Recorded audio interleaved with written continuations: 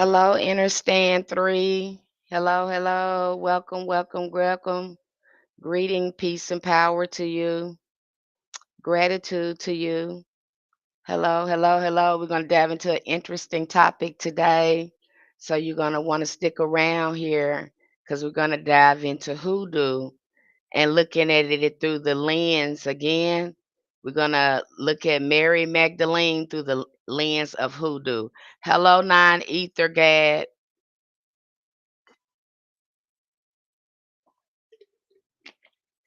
Hello, hello, hello, everybody that's coming into the live. Hello, Knowledge 43. Great topic that we're going to talk about today regarding hoodoo. We're going to look at another biblical figure today, Mary Magdalene. So get on in here if you're interested in hearing about this. Get in here. Hello, Collie. What's that? Colin Antonio. Hello, hello, hello. Always do your best. Hello, hello, hello. Hello, Allie 55, Princess X Ria. Hello, hello, hello. Hello, everybody that's coming into the live stream. Hello, YouTube subscribers that's coming into the live stream. We have a very interesting live stream today. We're going to talk about Mary Magdalene. Really juicy topic. Looking at her from the hoodoo lens. And then we'll talk a little bit about hoodoo as well, so you can understand the components uh, to get the fluff out of it. Real authentic hoodoo, because this is spiritual science. So we're going to get into that too. Hello, Michael, Michelle, Donna, uh what's that? Creole Diva, Prick. Hello, hello, hello, hello, everyone that's coming into the live stream. How's everyone doing out there? Hi, Miss Cat. How's everyone doing out there? Hello, hello, hello. I was here yesterday.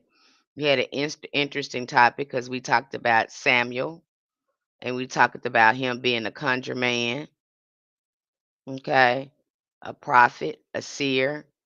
And then we talked a little bit about the components in hoodoo as well. So you'll understand the science, the spiritual science behind hoodoo. And we'll talk about that a little bit more again to dismantle the misconceptions and the misinformation that's out there or the lack of context. Okay. Hello, chosen by God. Hello, what is that? Yov, Ano, Wano. Hello, Erica.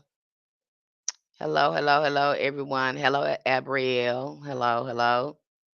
Okay, so we're gonna jump in there, jump in here. I'm gonna start and talking about Mary Magdalene and how we look at see Mary Magdalene through the eyes of hoodoo.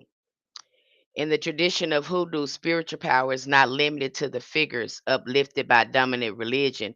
It moves through those who were hidden, silenced, misunderstood, especially women. One of the most misrepresented spiritual figures in Christian history is Mary Magdalene. Now, we just posted about this over there on Patreon if you want to get the full scoop, this full article that we post over there. Hello, Latasha. Black Boy, Blake, hello, hello, everyone. My, Mona, Mona Co. 74, hello, hello, hello. So if you're interested in seeing this full article, go over there. Another thing I want to state before I get started, talking about this subject. Hoodoo is a closed practice. Let me say this again. Hoodoo is a closed practice for people of color. I gotta say this again because um, someone came over there and she stated that she was not she didn't look like us, but she was drawn to the practice. I don't care how drawn you are to this practice, it is closed. It is closed. I don't really care about what you feel. If you are not a person of color, you again, this is closed. And we have said that over and over and over and over and over and over and over again. Do not go over there and invite yourself over there to Patreon as you know that you are not a person of color. You have never you are not part of the culture. You have not experienced the African diaspora. Because I'm getting people that come over there don't look like me, and they really, I mean, I don't get it. I just do not get it. Okay? If you know that you don't have any ancestors or any ancestral ties, don't come over there. I don't care how much you drawn to this. You got your own stuff. You got your own stuff. Go be with your own people. I don't understand that. That really, you know, that upset me because this is a safe space for her and for us, and then the audacity of you to jump over there and do that. Oh, I'm not this, but I'm just drawn to the practice, and I just love. I want to be. Maybe I shouldn't be seeing this. You shouldn't be seeing it. It's disrespectful to our ancestors. You putting yourself in jeopardy every time you do that. Every time you do that and try to jump in our spaces, if we had told you it's closed trying to help you, you putting yourself in jeopardy because we don't know how our ancestors going to respond to you by doing that after we have told you. It is closed. I don't care how drawn you is, what's going up your spine and in your head. I don't care. You got your own folk magic. I don't know what it is with that. I just don't get it. I just don't get it. It's I'm reading your ancestors some of their occult books. You got your I'm looking at you. You got your own stuff, but you won't go over there. You want to come over here. I'm reading your ancestors occult book. So I know you got your own stuff. So why you come over here? Stay over there. Hoodoo is closed. I don't care. I don't care. I don't care. Okay? You got your own ancestors. I can't emphasize this enough because I've had people jump in there. I don't understand it. So I just want to emphasize that I got to keep that space safe. You understand me? That's a safe space for us. Y'all got the whole damn world, and then y'all want to come in our small spaces and try to no.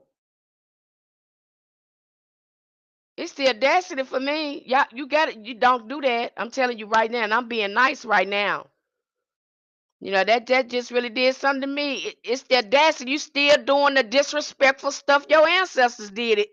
Stop it. Want to jump in something? No, you better go look at what your ancestors did. Fix that. Go fix that. Don't jump over there with us no more. Don't do that. Okay? Patreon is our own safe space for us. For people of color. You got your own witch stuff, your own folk magic. Hell, you got the whole damn religion that's looking like you over there. So let's stop it. And here we is trying to decolonize and get well and tap into our ancestral magic, and you come bringing yourself over there. I didn't know what to say. I said, I'm so tired of this. Well, I felt drawn and I don't care. I don't care.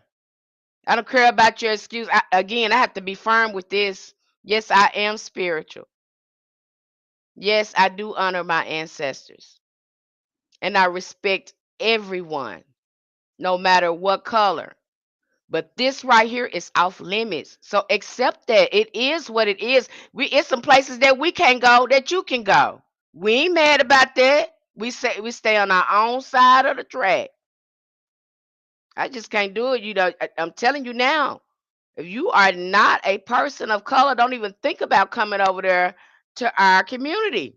I don't care what you feeling and what you drawn to. You better go talk to your ancestors and your folks and get right over there. It's kind of disrespectful to them to even come over here. And it's definitely a disrespect to my ancestors. I don't care what you feeling. It is closed. I don't care about your money. I will block you and I will block you. You will lose your money. I will not refund you and I will block you. So don't bring yourself over there. I'm saying that right now. I'm tired of that. All right, I'm telling you, say right from the get go before I go in there. Hey, I have a question. If you originally are from Congo, can you practice hoodoo? Absolutely. Yes, you can. You can practice hoodoo if you're from Congo. You're a person of color. Yes, you can. Because again, a lot of those ancestors, from my knowledge, that came over here, hoodoo is a mixture of that. Red honey, the folks is coming over there in that hoodoo community don't look like us, and talking about, they feel drawn to that. I'm sick of that. I don't care. Y'all come with the and y'all know we spiritual. Y'all know we have a tender heart. We have so much compassion, and then you play on that. You use our own compassion and our sympathy as a weapon against us. Don't come over there and yet you've been doing that. It ticks me off in so many ways. You know what I'm saying? Because this how you play. You play my ancestors. It's a disrespect and a repeating cycle of you people doing that. And it really ticks me out because you have taken advantage of our people with that stuff. Okay, and you don't see nothing but pale-faced women doing this. I don't see no pale-faced men doing this. I see a lot of pale-faced women doing this. Stay over there. You got your own stuff. I can't tell you how, you know. And I usually keep my cool, but it's something that it really triggers ancestral trauma when you do that. So stay over there. And I'm not gonna be nice no more. Next time, I told the young lady, please leave out of here because you're not even welcome here. Why are you here? Okay? Next time I'm not gonna be that nice. I'm just gonna block you, honey. Don't do it. If I tell you it's closed, mind your business. Go somewhere else. Do something else. It's so much other stuff to do than be trying to see what we got going on over here. I'm reaching my people that look like me that's trying to tap back into their ancestral lineage, who's trying to heal and improve their whole life that look like me. Okay? Now you got folks that look like you that'll help you. Go to them. This is not that. Okay, I can't emphasize that no more. I don't want to see not another person that don't look like me jump over there and do that. And I don't mean no disrespect. I really don't. But you got your own stuff. Do that. It's just as powerful. Okay, go over there. Now that we got that out the way, because I had to emphasize that, I did not want to forget that because I didn't like the way that made me feel the other day. And I look in there and somebody over there on the Patreon thing don't look like us. If you knew how disrespect, it's offensive. Don't do it. It's very offensive. It's very disrespectful. It's the audacity for me. Okay, I'm done with that. I'm done with my rant. Okay, so we're gonna talk about Mary Magdalene, how we see her through the lens of hoodoo. Um, and again, you won't hear a lot of that. I haven't heard anyone talk about the divine feminine, especially through the lens of hoodoo. And when we look at hoodoo, one of the most misrepresented spiritual figures in Christian history is Mary Magdalene. They go on just calling her a prostitute. They just, you'll see that go on that patriarchal religion.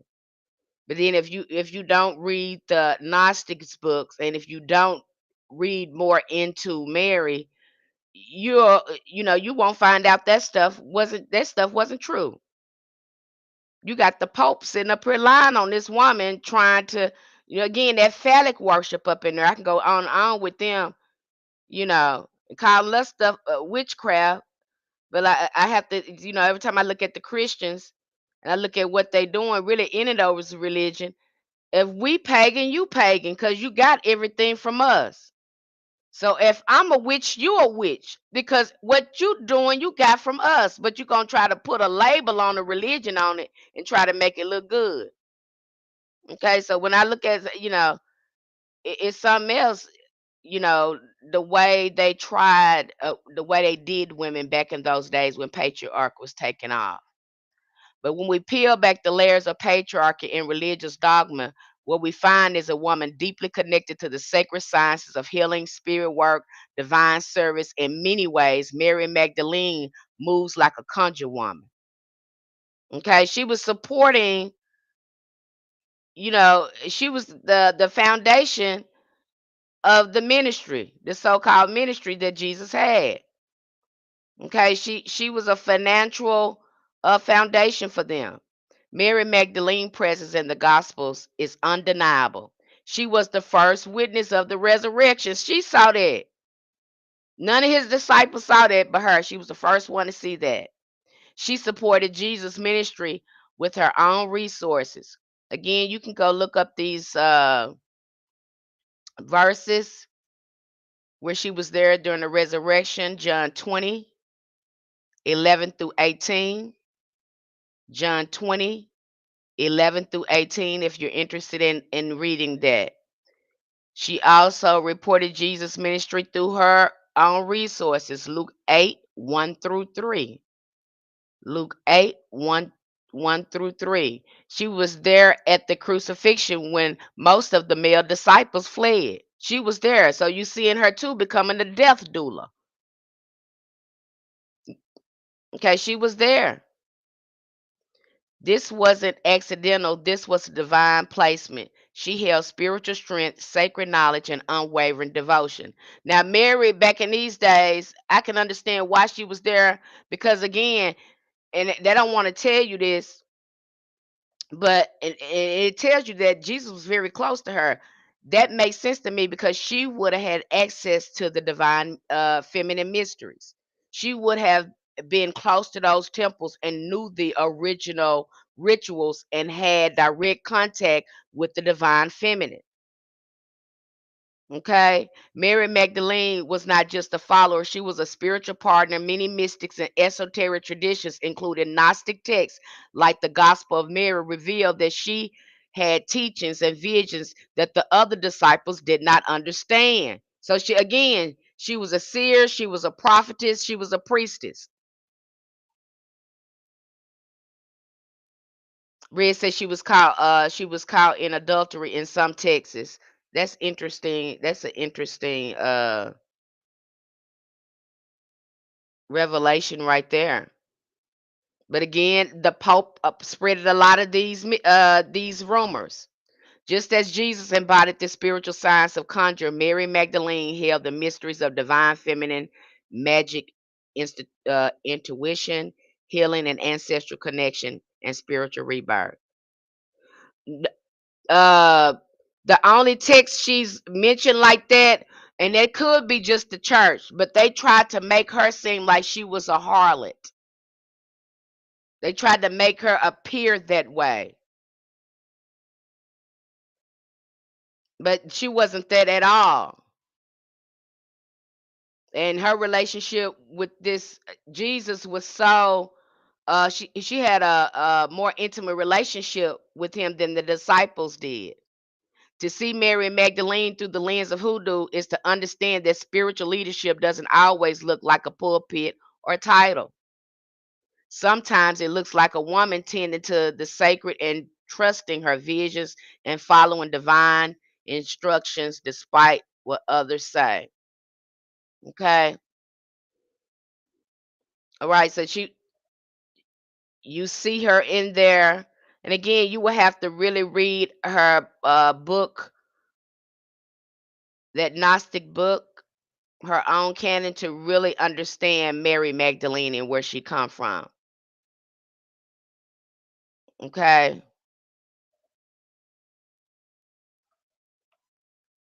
And the Pope is the one. Let me go back because I want to get more into this because we posted about it on our Patreon as well. Okay, I think it went it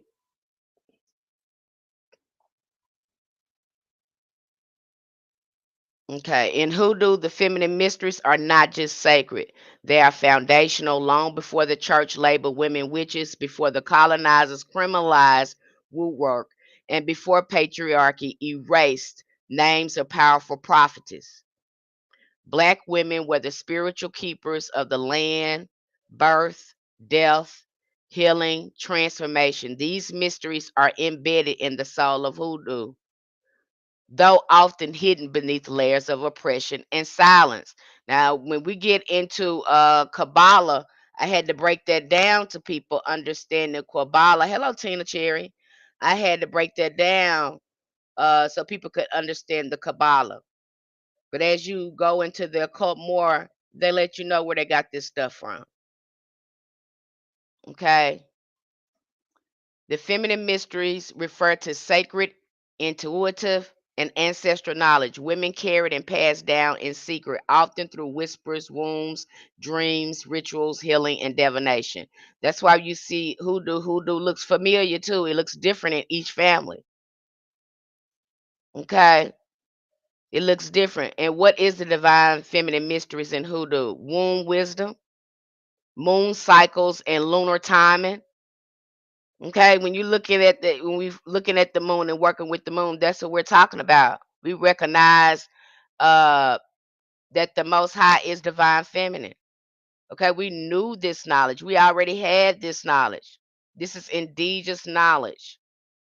Dream work and prophecy, sacred sensuality, ancestral communication, healing through song, prayer, and touch, rituals of mourning and resurrection. You can see that, okay, in hoodoo. And like I say, hoodoo is familiar. And you can see Mary carrying that. Let's go into, again, this patriarchy, the way they make her look. It was let me see, what's his name? His name was Pope Gregory the First. He is the one who spreaded this rumor and tried to put Mary Magdalene in a bad light. Okay. And they just diminished, try to diminish her divine role. They wanted to suppress that divine feminine. But really, again, when I look at this, and then looking from an astrological perspective too, because when I look at um Jesus and the disciples, I look at them astrologically as well. So it's so many layers to the meaning in some of the biblical stories.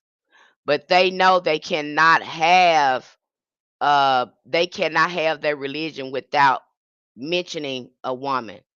You got to remember, these are men taking over. Believe me, they didn't mention you no time in the Bible when they were talking about he begot him and he begot him. Then all of a sudden they start mentioning women. That's because they have no choice. Jesus was feminine. Okay, I can't, I can't dismiss any of that because I know the knowledge that he got it from the divine feminine. This is why, Mary Magdalene was in there. They have to have those women in there because the women are the one who possessed the knowledge. The knowledge was coming through them. Okay. So, decolonizing the hoodoo and seeing yourself in it too. Because I knew right off the back that, going into hoodoo, knowing it is divine feminine, it's familiar. You're seeing these women pass this on. You're seeing children seeing their mother do this. Most of the time, they're seeing their mother do this, and then they go and they practice it on their own. But you definitely know you can see the elements in there, especially when you look at the midwives. That's root work. Most of them was root workers. Some of them were conjure women. Okay. She was the first, well, she was there doing the crucifixion. She was there when he resurrected. None of the disciples was there. Again, she is witnessing this. And it's a trip how she's so close to him witnessing this, and they just totally wipe her out in some kind of way. Peter gets linked to the mother church. That trips me out. How this pope gains this divine authority through Peter. So it's really it's a trip once you start looking at that, and you know that they're getting this from the divine feminine. Okay, they could his mission wouldn't have worked. That's just like and then if you could look at this from another perspective too. I don't want to get too deep with this, but from an astrological perspective, looking at Jesus and the disciples, again, you got the 12 astrological signs, and then him being the 13th one as the sun. He's the sun shining on all the astrological signs. He's the sun sign. Is that making sense to you? But then we can go deeper with this. They had to inject Mary because all this divine knowledge is really coming through her. That's just like out of all the astrological signs, they have to put Virgo in there. Again, this goes back to uh the Great Mother. Again, looking at it from an astrological perspective and the way we look at it through the lens of hoodoo. But as above, so below. So you seeing them do this. So many times have they done this. They can't really have their religion doesn't have a foundation without divine feminine in there, and they don't really like that. You see them, again had to slander Mary Magdalene, and knowing that this, woman possessed this divine authority within her. So you'll see that going a lot. I thought again, when you get over there to Patreon, this is the way we have these discussions over there. Okay. Decolonizing it, taking out the misogyny and looking at the fact that the political environment that women were in at that time and what was going on. That's very important when we're looking, because it again, we are the ones too. When you look at hoodoo, again, women were trying to protect themselves from these men, and try to make sure they lock down their security with these men. This is why these some of these domination spells, commanding spells, love spells, that love working. That's why all this came into existence. Hex work, because some of them was raggedy. So again, who was being oppressed at during those times? The most women. Okay. So a lot of the workings that we have, women use them to protect themselves. I think you can see echoes of this too among the Wiccans. When you look at Wicca and the witches, they went through the same thing. I want you to go look at this movie called Salem. It's not a movie, it's a show. Came on a long time. I think it's about maybe 5 or 6 seasons. Really good show. And it really it drops some real pearls in there when they're talking about all the elements of Wicca. And Tituba is in there as well. But that is a very good show to give you an idea what women had to do to survive in a patriarch society. Very good show, old show called Salem. It's got a lot of moving parts to it, but there is some gems in that show. So it really gives you an idea how women and why men was trying to get rid of women that held these type of sacred powers. They wanted to get rid of them. That's what that story about Medusa is about. That's what that story about Tiamat is about. Okay. And then you see in the Bible as well, Abraham is with Sarah. They mentioning these women now. And they're not mentioning them for no reason. You know why they're mentioning them? They're mentioning them because it gives them um recognition, spiritual recognition, because without these women, they got no spiritual recognition. And most likely, these women were connected with the divine feminine mysteries. Okay, these women were priestess. Even when you go back and look at Moses, he goes on to marry a priestess. Why? Because he needs her again to do this divination for him to have this contact with God. They ain't gonna tell you that. But why are they mentioning them? They ain't mention no woman no other time. Why are they? They don't mention them for no reason. They have no reason. they have no other choice but to mention these women because they played a significant role in forming their religion. It's just like they ain't gonna tell you philosophy came from wise women. They're gonna pin it to Socrates. They're gonna pin it to Plato. They're gonna pin it to they're gonna pin it to a whole bunch of other philosophers that learn from women, except for women, from where it come from. Okay, so it's important for us to decolonize that and take away the misogyny to really look at women's power when you're in hoodoo because of all the misogyny that's in you can see in the Bible. So when they mention a woman there, pay attention. Pay attention when they're mentioning Sarah, Hagar. Pay attention because they need these women. Even when I look at astrology, I don't know if I talked about this here, but I think I talked about it on my YouTube channel. When they changed it and made it, shifted it, and had it based on the sun cycle, I hope I'm saying it right. They changed some of the zodiac because Ophiuchus, I hope I'm saying it right, it's not there. And really Ophiuchus is the divine feminine. Now it is my belief that either that zodiac sign is linked to the moon or is linked to the earth.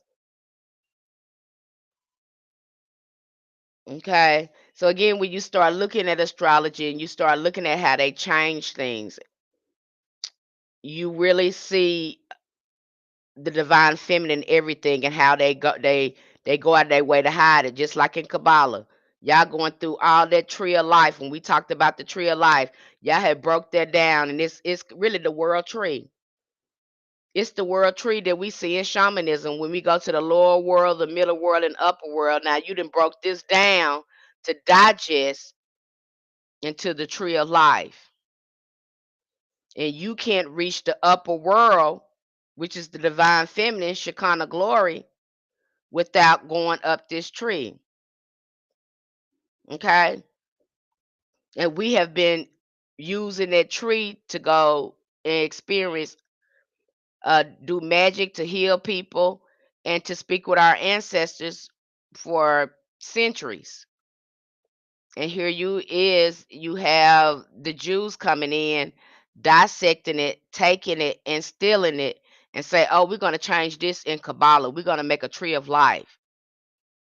You're going to take our own ancient mysteries and again water it down so you can use it. Let's see, I break this all the way down. Uh, I break this all the way down on Patreon when you get over there, so you can understand the similarities, especially when it comes to hoodoo, because hoodoo is full of so many components when it comes to magic. Okay, you're not going to hear a lot of, I haven't heard hoodoo many practitioners speak about it in this way. They relate hoodoo to our ancestors, but I haven't heard too many people go into the science of hoodoo. And when we look at the science of hoodoo, we go back to the divine feminine where it all started. Because again, we're root workers. Okay. Then we look at the components. What is there? And that's definitely how I provide the resources over there. I break hoodoo down in uh digestible resources so you can understand it better. I'm not just giving you scriptures and telling you go do this kind of work. No, because I don't even know if that's work for you. I don't even know if your ancestors want you to do that. I don't know how your magic works. So I just can't make the assumption that I give you something that's gonna work. No, your ancestors need to give you something and it work. Okay. Hoodoo has so many you know magical types of magic to it. And so let's break down and kind of look at the root work and the conjure and folk magic. Because you, like I said, I talked about this the other day. It is a spiritual science. You don't have to go out here and wonder about anything. If you're doing your divination, especially if you're doing your divination, you don't have to worry about your work. Okay, you'll know what the next step you need to do your work. I can't emphasize divination enough because you have to ask the spirit to do this. You have to, it's a good idea to see if this the work that you need to do, which will be our divination course workshop. It starts tomorrow. Okay, you to see what you need to do. And even you can do even divination to see if your how your magic is moving along. So you need to be able to, have that divination as a tool. Again, this is a type of magic as well, divination, seer. Some people can just see, some people can just feel, some people have dreams, some people have visions. Again, tapping into how your sixth sense works. And the best way to do that is start waking it up with divination. Start learning more about divination. That is going to be your main tool with communication with spirit. Not unless you are a clear psychic medium. But I do know the more you work with divination, the better your intuition and psychic gifts get. Okay? So over there we explore I'm sorry. We explore the topics of necromancy. We look at that, okay? Because that's the science. People are telling you, oh, get with your ancestors, get with your ancestors. And you don't really understand how that works. You don't really understand how you work with spirit. You don't understand how spirits connect with us. Again, we study necromancy, so you will know that. Okay, to get you comfortable with that. That's what it's labeled as. That's how they could categorize it. I didn't categorize it. You got the colonizer categorize it, and they categorize it like that because they want us to be afraid of it. I had to talk about this subject too when I go into demonology. The way they have, you know, categorized that, and you go up under there and be like, some of them, they have categorized some of these spirits as demons, and they not even that. They just start lumping stuff. They're just like they call all black people they from African. Well, we know we're not all from Africa. Now just stop it. Cut it out. See how they lump that you either black or white. And if you black, you got you from Africa. That's what we say. We say you again, you got somebody else telling you things and lumping things. So that's how I have to view this information when I go in, and I've had to learn it myself. The ancestors be like, you need to be reading this. This is how they have worked with me on my journey and have gathered all this knowledge on my journey and being able to relate it back to others so they can be confident and steeped in their practice. So divination is another tool which I can't emphasize divination enough. Because our ancestors always sought the spirits before they jumped out there and did anything. They just wasn't doing stuff, y'all, because they saw stuff. Believe me when I tell you this. I'm working with ancestors right now. And because we in these retrogrades, I want to do stuff, and ancestors said, you can only work with us right now. We don't want you doing nothing but working with us right now. I can't work with any other elements but them. They said, don't do nothing. You need to focus on this right here, right now, and do prayer work. And it be like that sometimes in hoodoo. You got to know when to do something and when not to do something. Get your ego out the way. If the ancestor said don't do it, I don't care how bad you want to do it, you can't do it. Okay? Again, too, it's about self-discipline, self-mastery. You'll see in hoodoo too, planetary magic. Yeah, we got that. That's why you think they looking at that almanac. They broke that almanac is a science to when they should do work according to how the planets look. What season are we in? See what I'm saying? They see things we don't see. Only listen. Yep. They told me don't do this. You got too much retrogrades going on right now. You just stick to you need to do ancestors work only. Just do ancestors work only. We don't want you doing nothing else right now. We'll tell you when to do something else. We just want you to just focus on shadow work, resting, and working with us. That's it. And see, that's real hoodoo. I'm not going out there raw dogging it. I'm listening to what they're telling me to do. Okay? That's how it work. I know people telling you to go out and do stuff anytime you want to and all that stuff. No, we don't do that. We talk to our ancestors. Remember, hoodoo is ancestral centered. We don't do any magic or anything like that without the consent of our ancestors. That's how this works. Okay? Then you'll see high magic in there. You'll see ceremonial magic in there, especially when we get to Solomonic magic. Um, you get the Solomonic magic, you get to looking at Moses and these grim wars. You be like, yeah, it's high magic in there. Then we just covered I think this is a very I love this lecture. Again, we go deeper into looking at angels and seeing, uh how to work with angels. And to do that, I don't know if you ever heard of this guy, but he's supposed to be the first man, him, and what his name, Edward Kelly, John D is supposed to be the first one who start invoking angels and working with angels. So we look at that because what did our ancestors do? Because you see Moses doing it, you see Solomon do it, they worked with angels. So we look at his work. We break that down because there's angelology in hoodoo. Okay? Do we have to have our ancestors' name and photos on the altar to be able to communicate?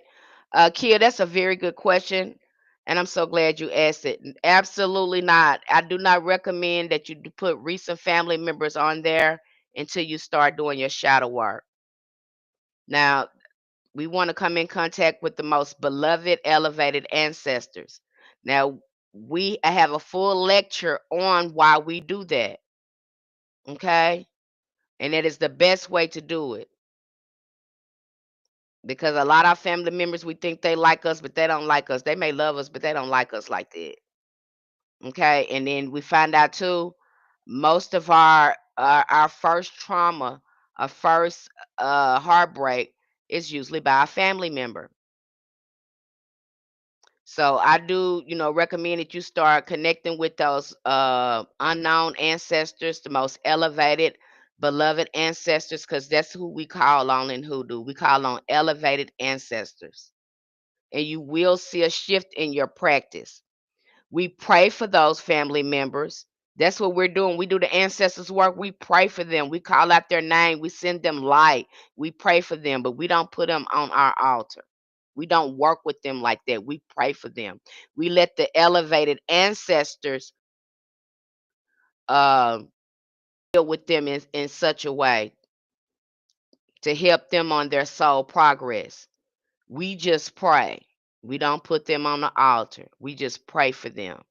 And the ancestors love that when we're doing the shadow work and we're praying for our family, we're praying for the ones who passed over in a lower vibration. They love that. That's an offering to them. And you will see a shift in you when you do it this way. Now, we had someone else over there, they did this and they said, Miss Penny, I'm doing exactly what you recommended. And oh my God, the level up is just, I've never seen a shift like this when it comes to my ancestors. She said, I wish more people were talking about this, which we're going to meet tomorrow with our tarot card workshop so people will get a chance to share more of their experiences. over there in our workshop. But you definitely see a difference now. People are telling you, because this is an ongoing. Even when you go through IFA, any of the other ATRs, the first thing they like to get you is in alignment with healthy ancestors. Okay. They get you in alignment with healthy ancestors because, again, you're choosing your spiritual court and you want to be working with the most elevated, refined energy as possible, the highest frequency of your ancestors as possible. And then doing the shadow work on yourself, you get to see where you're at your frequency and all the work you need to do to elevate yourself. And when you're doing this, it's a symbiotic thing because not only are you healing you, you are healing the whole lineage that's within you that you're carrying. Okay, so it ripples out. I hope that made sense to you. Okay, so we look at high magic, we look at low magic. What is low magic? Low magic is sympathetic magic, imitation magic. So we do that as well. Okay. And sometimes you have bigger jobs where you have to work during a certain time or with a certain angel or with certain saints. This is where conjure comes in real handy. Okay, I hear a lot of people talking about these Bible scriptures. Again, nobody's giving you a real context, and then people they're saying, "Oh, I can't. It's not working." Well, that's the part where you go to your ancestors and say, "Hey, can I work with this saint? Can I work with this deity? Because I really need to get this to happen." Okay. See, nobody is saying that. You know, they making it think like it's yeah, it could be you. I'm not saying it can't it can't be you. It can be you, but sometimes you run into issues where hey, it's not working. You need a help. That's where conjure comes in at. Okay, that's where the conjure comes in at. We try to make friends with spirits. A lot of people call on Saint Expedite and Saint Anthony, Saint Peter. Okay, we have been doing this for a long time. And I'm not seeing enough hoodoo practitioners talk about this. They are making hoodoo seem Christian, but it is not Christian. You're steady quoting these Psalms. You're going only surface level. Hoodoo is so much deeper. Hoodoo is so much deeper than just these Psalms. And no, it's so much deeper than that. So stop, it's so much deeper than that. The misinformation, it lacks empowerment for people that really is trying to learn it. Okay, they think that they're doing something wrong. Well, no, sometimes you're not doing anything wrong. Is that you don't have enough context and information. I don't know if these, people are lacking the information. They're not telling you. You know what I'm saying? That's all they know. I haven't seen a hoodoo practitioner speak the way I'm speaking. If you have, put it in the comments. Have you seen somebody talk about hoodoo the way I'm talking about it? Yes or no? Put it in the comments. The way I'm talking about hoodoo, have you seen anyone talk about hoodoo the way I'm talking about hoodoo? Hey, Didi Alchemy. Hey, sweetie. Have you seen anybody talk about that like that? Cassandra at night said no. You know, you haven't seen that because it's only surface level. That hoodoo goes so much deeper than that. Okay. Not only do we look at the morphic characters or archetypes such as John the Conqueror, Moses, even though unquote these people are not real, we have created them as real, as spiritual entities because of all the psychic energy we have put in them. Okay, so yes, now thoughts are things. It's just like creating a servitor. Once you start working with that servitor, it becomes a living being. Now we have these living beings. Okay? And so people are not telling you how to work with them. Nobody's telling you, okay, if you want to work with John the Conqueror, set up this altar, do this, that way, like this. If you want to work with Black Hawk and you got this going on, no one is giving you real connect. The way I'm seeing this is nothing but Psalms. People are quoting Psalms and giving you spells. No one is giving you real context. Nobody's giving it to you. And then when you're doing the working, it might go on because hoodoo works in layers. Again, doing the bath, preparing yourself, and be prepared to do that work in 3 to 5 days. Do you need to fast? All that needs to be considered. Is it going to be the right time? Is this something your ancestors want you to do? Okay, we have options when it comes. It's This is a science. And like I said, you're only getting face value of what people are telling you. They're not telling you everything. And over there on Patreon, we give you full context. We don't, because again, I see so much misinformation and lack of context that's going on. I'm very passionate in how I get the information to you. The ancestors just deal with me this way. Ancestors just like, okay, break it down to size so they can really understand. And really, if it wasn't for them, I don't think I would be able to break it down and come here and talk about it this way.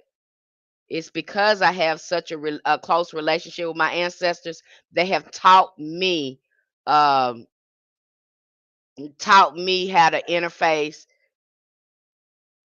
on this journey. Okay, and they'll teach you too. They'll teach you too. Okay, once you understand the components and how all this work, you have this aha light bulbs going off in your head. You get this, oh, okay, I get it now. I really get it now. Yes, now you get it.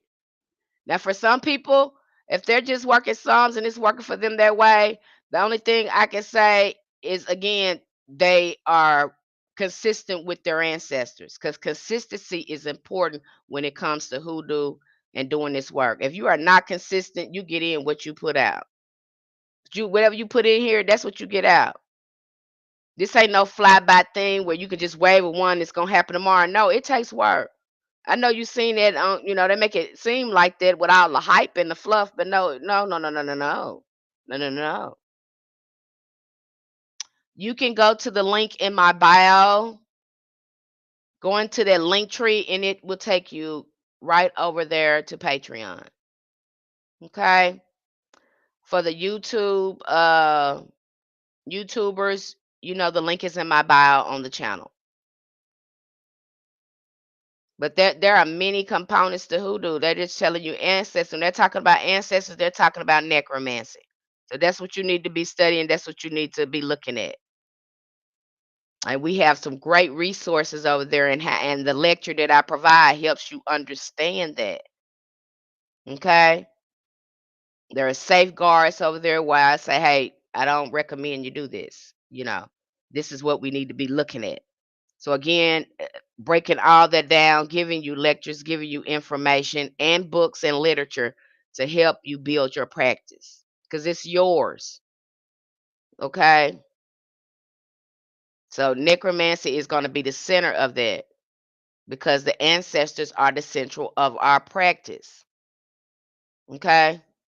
So mastering the art of necromancy. We're natural necromancers. You can see that in voodoo.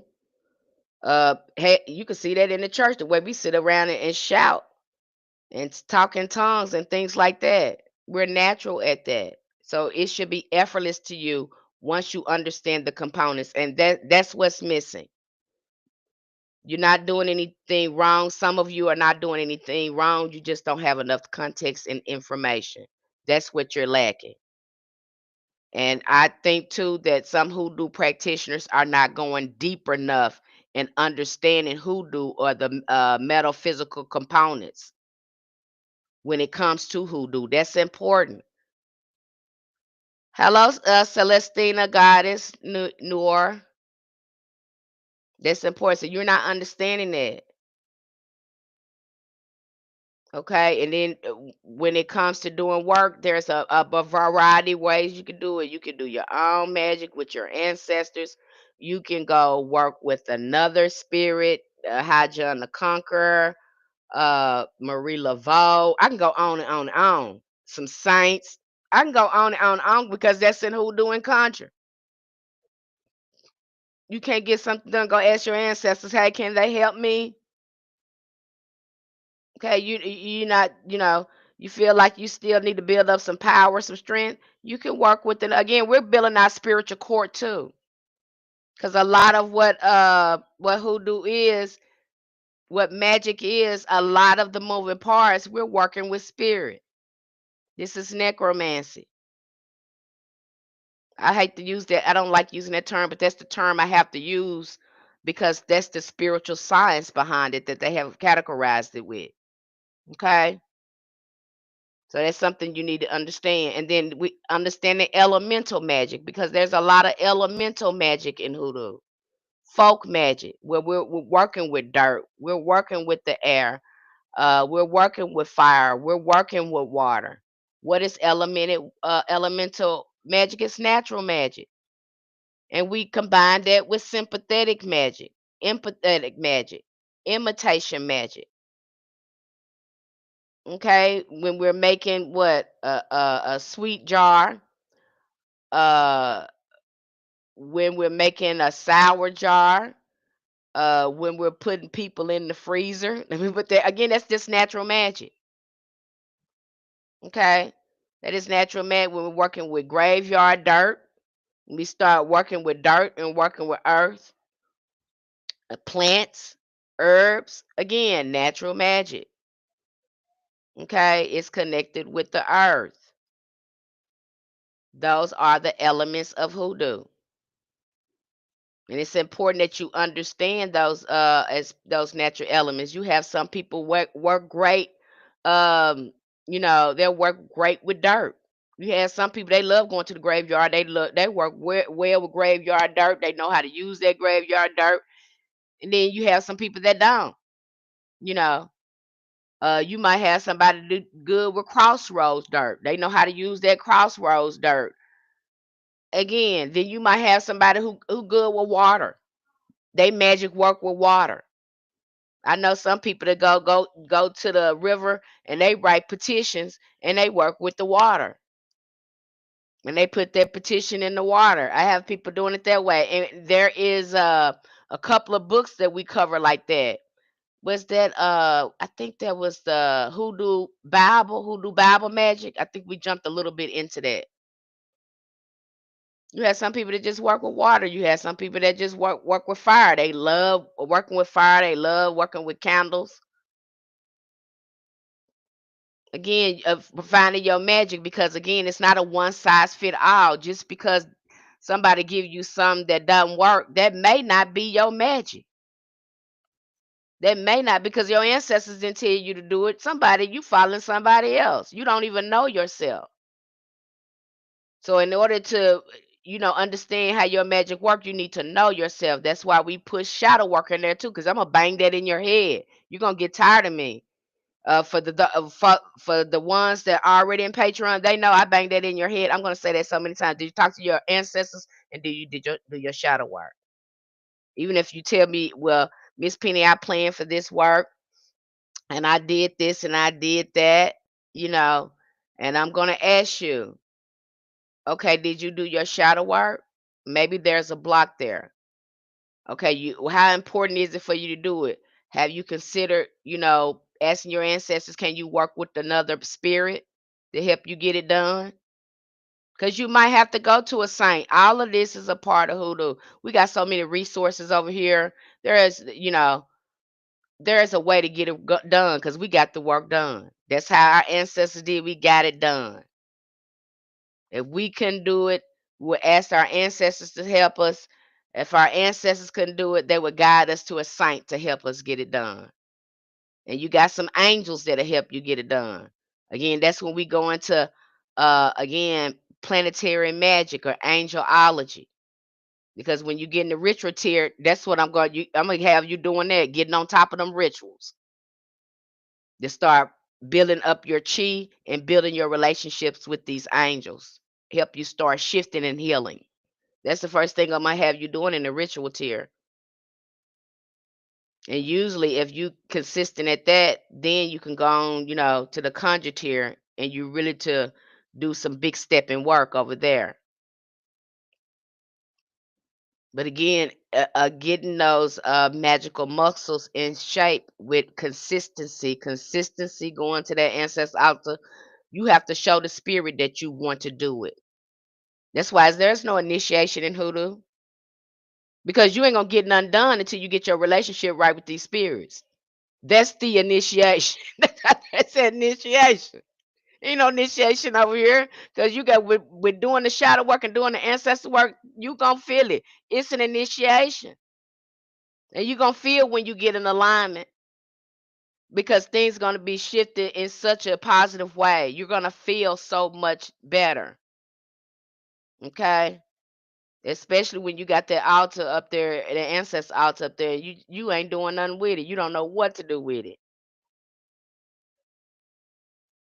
You're gonna know what to do with it over there, in our community. Because I'm gonna tell you to be consistent, go there, need to be doing some prayer work, need to be doing some type of rituals, elevation rituals on there. The more elevations you can do, elevation rituals you can do with your ancestors, the better your relationship gonna be. The more you come in contact with healthier ancestors, they love that. What kind of elevation rituals are you doing with your ancestors? You just got the altar sitting there and you want them to do everything for you, but you ain't gonna do nothing for them. You want to do magic, do hoodoo without the support of your ancestors. That don't make sense.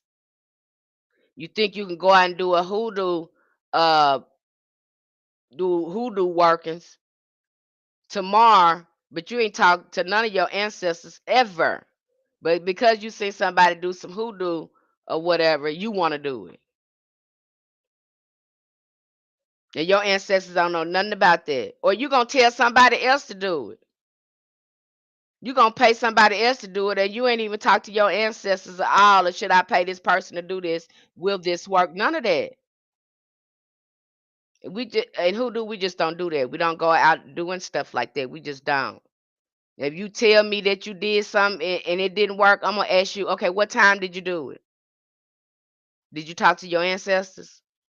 Did you take a bath? Because there's so many moving parts when it comes to this. The timing matters. The spiritual support matters. The cleansing matters. All of this, again, you say you want to work magic, you want to do hoodoo. These are the components. Contrary to what you see on TV, all the fluff and all that stuff, this is not that. Are you willing to get up between the hours of 3 and 5 in the morning and do the most important work? Because the most important work you have to do will be between the hours of 3 and 5 in the morning. And you have, again, having the discipline and self mastery to get yourself up and do the work. Okay.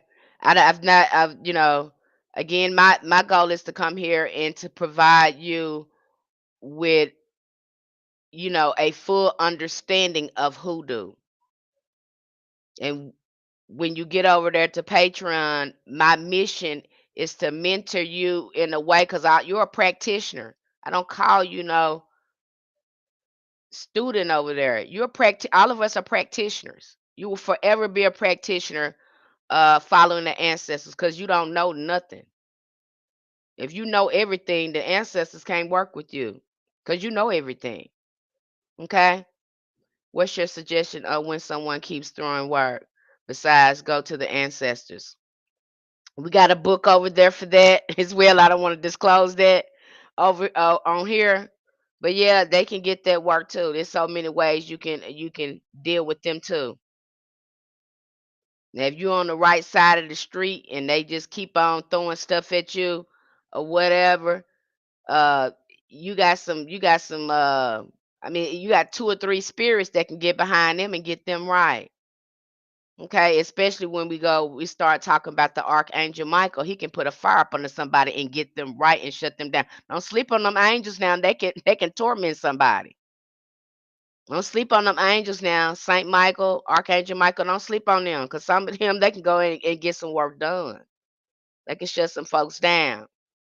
Again, if you know what you're doing, and we break that down again in more details over there. It's on the Patreon. We go through all that when we go through hoodoo justice, court cases, and all that. We go through that and telling you how to approach that, how to even approach that, and the options you have in dealing with somebody like that. Hi, Jay Saxon. You're welcome. Okay, when you're dealing with somebody like that, because you have some people, what I'm seeing on here now, these folks throwing work at people. The ancestors just don't work with me like that. My ancestors don't work like that. They don't have me where I want to throw work at people. I had to do that on very, very few occasions. But you got people just throwing work at people and all that stuff. And my thing to that, you don't know how how high a person is ranked in the spiritual realm. I'm telling you now, they may not look like nothing to you. They may not look like nothing to you, but you don't know them. They can be high ranking in the spiritual world, a high stepper, and them spirits will tear you up. They don't even have to lift a finger. So you better know who you throwing work at. Because you have some of these people that have that high integrity, they don't bother nobody, and they be on the right side of things. Them people be highly protected, and them spirits will eat you. They don't have to lift a finger. Especially on there, they mind their own business. They on the right side of the street, and they ain't bother you. Okay, okay. Don't think that they not protected. And that same spirit that you sent after them will come back and torment you. That's why you need to be careful what you doing. You got some people doing this stuff, and they highly emotion, and they got these things in them and stuff. Mm-mm. I'm being used as a lesson for somebody, and I'm mad. I'm telling you. It's very few times that I had to uh do that kind of work, you know. And my thing with that, and I've had times where I had just shut somebody up. Now I've shut some people up because again, too, I don't need that black magic on me like that. The way you talking about me, creating all that jinx energy, I need my name out your mouth, so I need to shut you up. I don't put my name in the ethers like that. Don't do that. Okay. And so some people, I just, when they're going to keep on putting my name in the ethers like that, then I go ahead and just, okay, I'm just going to shut them up. That is the most gentle thing I can do. And then I've done it in a way too where I've shut somebody up and turn whatever they saying back on them. So the more they talk about me, the crazier they look and sound. I've done work like that. You keep my name out your mouth or you're gonna go crazy. Okay. So it depends on the kind of work you want to do and how you want to do it. Right. But you have options there. And like I said, you guys, you can take a light work too. Like I said, don't sleep on those angels because they can torment somebody. And really think about it too before you do the work. Ask your ancestors because sometimes I've been wanting to do something to somebody. My ancestor said, "No, you don't do that. You sit and wait." I was like, no, don't do that. No, don't do that. Sit and wait. They either clear it out or deal with that person. They either clear it out, deal with that person, or they have even instructed me to pray for people. No, I had a situation like that. I want to get my boss, and they said, that woman is miserable over there. That woman needs some prayer. Ain't nothing wrong. That woman ain't doing. She ain't thinking about you. That woman is tired. Pray for that woman that she get a breakthrough. She trying to get another job. And see, I didn't know that about that supervisor. They said pray for her. So I put on my altar. I kept praying for her, praying for her. Within 2 or 3 weeks, that woman was contacting me, telling me she had another job. I was not privy to that information. I was not privy to that information. The ancestors told me that. I had no idea about this, but see how they show up. They showed me again. They be right. I can't trust your ancestors, baby. I'm telling you, that's some powerful work. They can see stuff that you can't see. Go to them for guidance because you can mess yourself up. Now, if had I not listened to them, I could have messed myself up. You see what I'm saying? I'm not supposed to retaliate, but I want to. It's it. Because the longer, what I've learned too, when you build up that chi of not saying anything, that builds up a protection shield on you. Okay, that's why you just keep your mouth closed in hoodoo. When people going back and forth, keep yourself protected. Keep your mouth shut. But see, folks like to come out here. They love to go back and forth with you. Now you're gonna do that with me. You're gonna do that with me. We're not gonna talk like that. Okay, you're not having a conversation. You're gonna be having that conversation by yourself. Because I'm not gonna jeopardize, put myself out like that and weaken my aura with you. I'm not gonna do it so you can do that.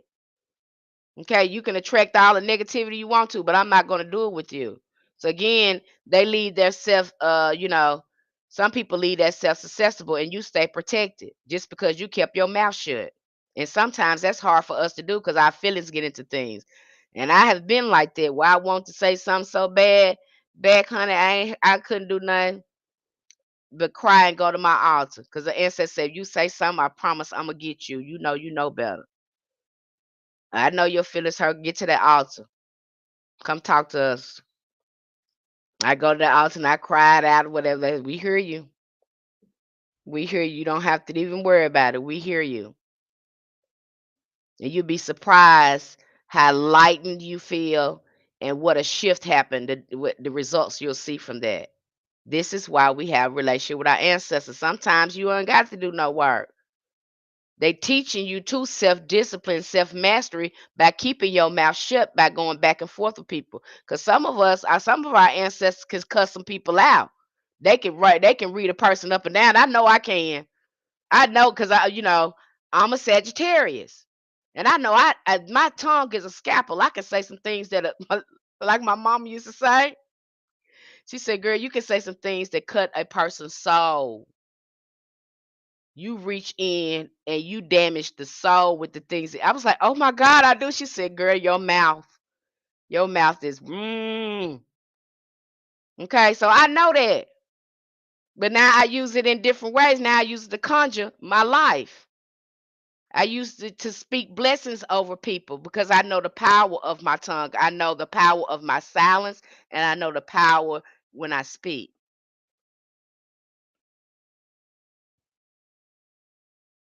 Yes, that's right, Red. Altar and a journal would do it. Okay, so you let them know because that's why you got a relationship with them. And when you mad, that's exactly when you need to go. Don't be saying, I don't feel good. That's why I didn't want to go to my altar. That's when you should go. So you know it worked. You need to go to your altar at your horriblest, depressing times. That's when you know it worked. When you leave away from that altar, watch how you feel. If it's got any ashay on there, if you putting any intention into it, that's what it's there for. Altar means to shift. Alter, alter consciousness, alter mood, alter. You understand? That's what that means.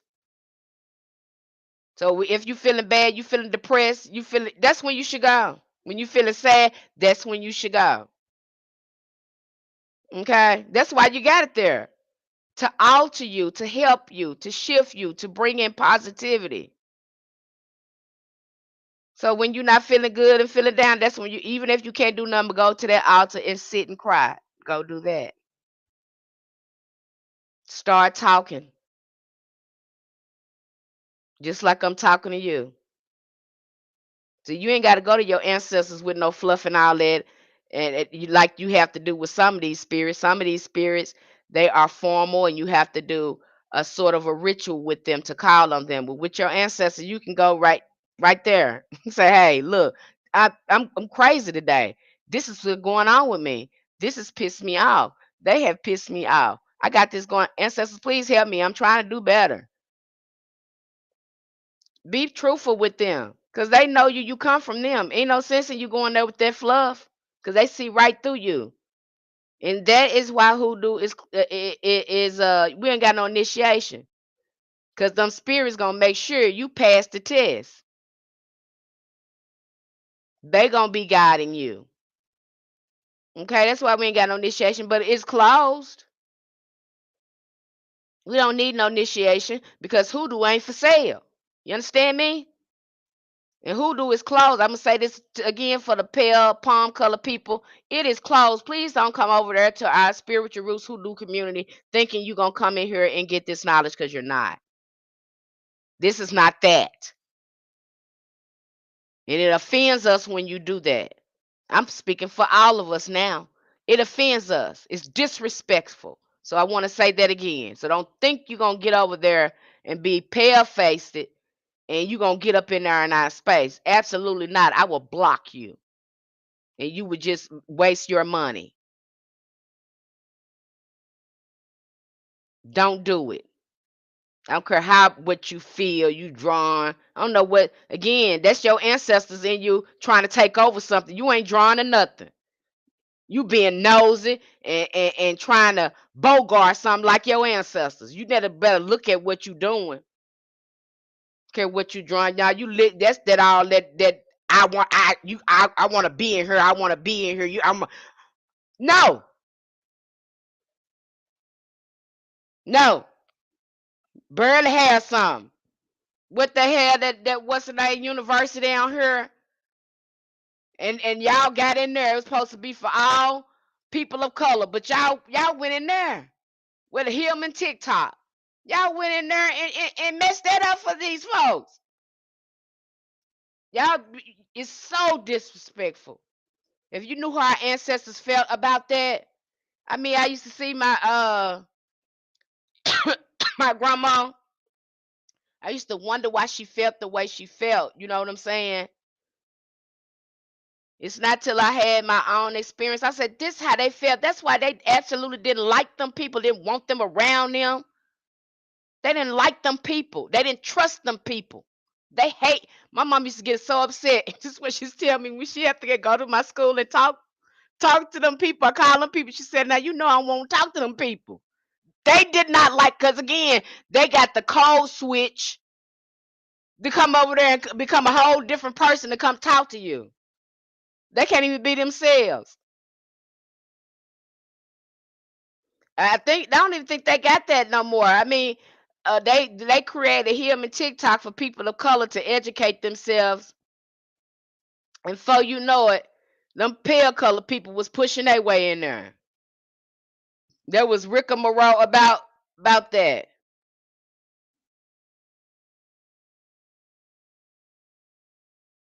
Okay. Y'all just just stop it. And then talking about some draw me, I feel a connection. Now you feel those wretched ancestors want to come in here and want to take over something and steal it and rebrand it and call it yours. You won't do it on my watch. You won't do it on my watch. You sure won't. You will lose your money and I block you. I don't care how you can email me or whatever. I'm not talking to you. If my ancestors ain't said, hey, they supposed to be here, you won't be here. If you don't look like me, period. I'm not playing with y'all. I really ain't. I wish you would stop it too, honey. Trying to keep it safe over there, trying to keep our community safe, and here you come bringing yourself over there. It's so disrespectful. Hell, our ancestors couldn't even go eat in a public restaurant or drink from a public water fountain, and here you bring your ass over there. I don't get it. Stop it. You would know by now. You stop it. It just re-traumatizes us when you do that. Just stay over there. This ain't that. It may look like that, but this ain't that. Because we go to our ancestors for everything. And you can go to your ancestors too over there, but not over here. Okay? You got your own stuff over there. Don't come over here. I can't express that. I can't emphasize that enough. Y'all don't know how many people I have to tell them disclose. I guess they like our energy from it, the way we represent it. I don't know what it is, but y'all got a whole Wicca religion. Y'all got your own folk magic. You got your own stuff in your own area. Do that. If you want to call that what you doing hoodoo, you can call that what you doing hoodoo. You can call it that if that makes you feel better. But this is not that. I'm gonna make that plain to you, because I can't emphasize enough, y'all, how they come over there and I have to tell them folks, no, no, no, no, no, no, no, no, no. You've heard this over and over and over again. And then the girl in the time, I don't think I need to be reading this because I don't think it's a close practice. Why you bring your ass over here? You know that, like, you know that. So why did you come over here? Okay. So again, I'm always gonna keep us protected in that community. I'm always gonna talk this way, okay? And I'm gonna keep it real plain over here. Now you might see them in voodoo or Ifa. They let y'all come over there and learn and initiate y'all. We don't do that over here in hoodoo. We don't do that over here in hoodoo. Our ancestors we honor our ancestors. They meant what they said. We don't give a damn about your money. Now you can go over there to Ifa, you can go over there to Palo Mambe, you can go into Lakumi, you can go over there. They'll initiate you, but we won't over here in hoodoo. We don't care. It's closed. Okay, all them ancestors we had to lose to close this, and you think you're gonna come over here? No, this ain't that. Go over there to Ifa somewhere. They might initiate you into their mysteries, but we're not going to do it over here. I don't care about your money. They want your money over there. I don't want it. All money ain't good money. Okay? Let's get that absolutely clear. So don't think you're going to come over there doing that, because you ain't going to do it. I'm not going to let you do it. Okay? So you just get that out your mind.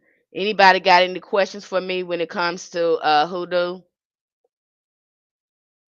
If it was, I can't emphasize if you knew how much it got me, I'm sitting up here kind of breaking a sweat even talking about this, because it triggers me so much, because our ancestors, all the lynchings and unalivings and the disrespect, even going on to this day, got sundown towns and all, and you gonna bring yourself up in here and act like what?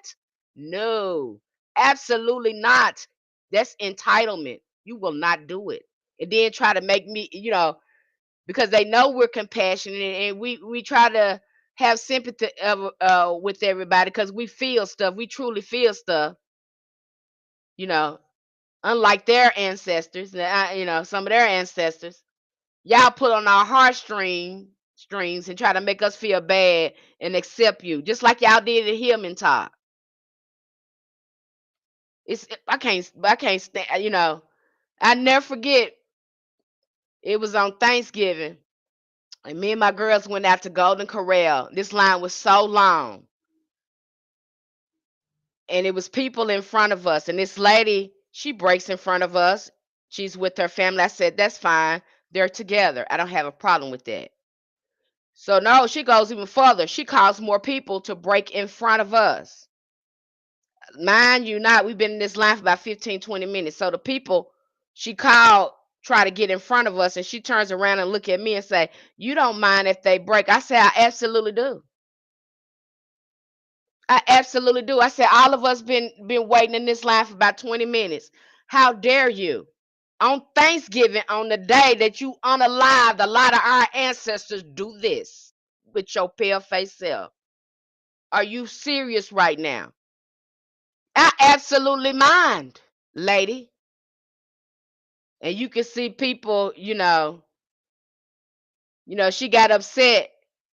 I said, absolutely. She said, "I will buy your food and all this." I said, "Nah, no, I don't even want that." Then the people that broke in front of us said, "I'm sorry that we do." I said, "No, you're not. You're not sorry. Y'all like to apologize. You're excusing yourself.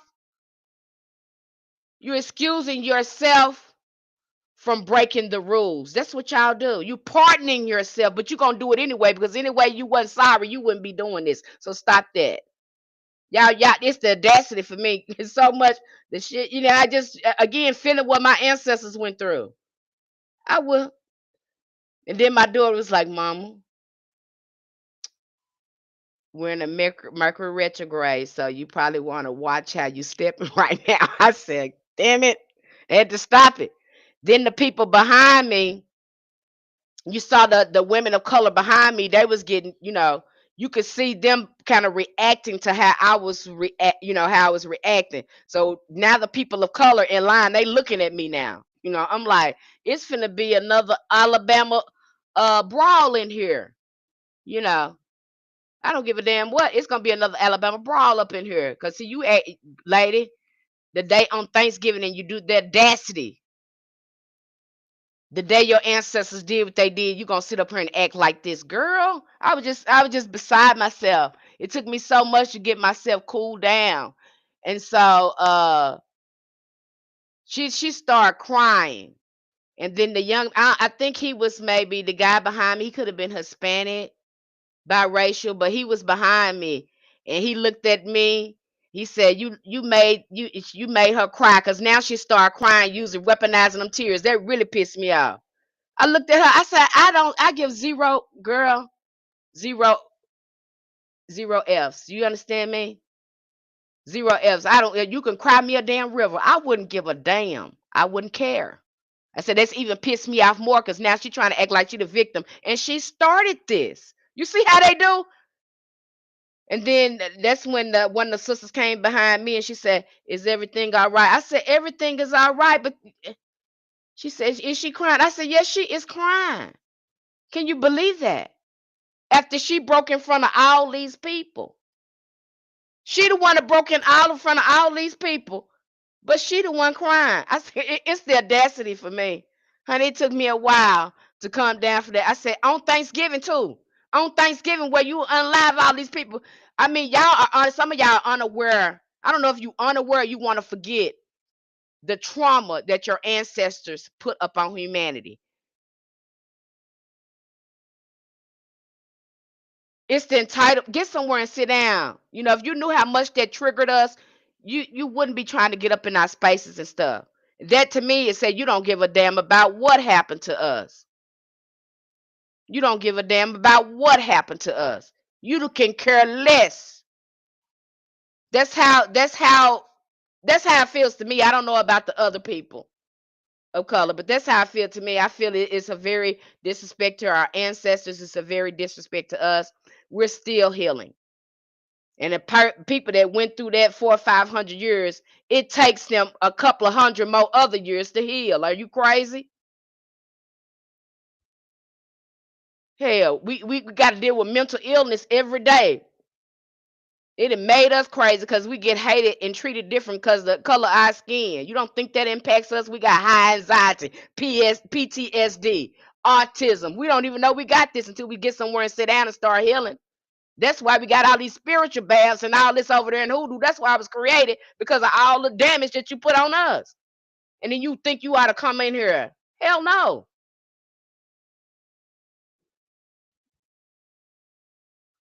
I'm not gonna do it. I'm just not gonna do it. So just get that on out your mind. I stand with my ancestors, strong and tall and power. It ain't nothing in the world you can do to change that. And that is not enough money you can give me to change that. I don't care what you see everybody else do. Hoodoo ain't that. And I think it need to be more practitioners talk to them just like this. So you can get that idea out of your head. I don't care what you seen the other ATRs do. Hoodoo ain't that. And I'm glad for us that we ain't that. Because we ain't got to worry about nobody coming in here taking our mysteries and then using them on us. We ain't got to worry about that. Nobody watering it down. And then the ancestors we got over here, they don't even mess with y'all like that. So I don't even know why you even want to come over here. Okay? Yeah, you know. Mm-mm. I ain't doing so. Just get it out your mind and don't take your butt over there. Period. As I'm telling you, I'm gonna block you. I ain't gonna even say nothing to you. And I was nice enough to tell the young lady get on up out of here, but the next time I'm gonna simply block you. Okay? I'm just gonna simply block you because these for the people that's trying to get back the years of knowledge that was taken from them. We over here trying to get back our ancestral birthright. And here you is coming over here. And I'm doing my best to pass this knowledge on to other people in a way that they can use it and benefit from it. And here you come. Don't do that. Go play with somebody else. Don't play over here. Okay? Go outside and play. Don't come over here and play. It's not the place for it.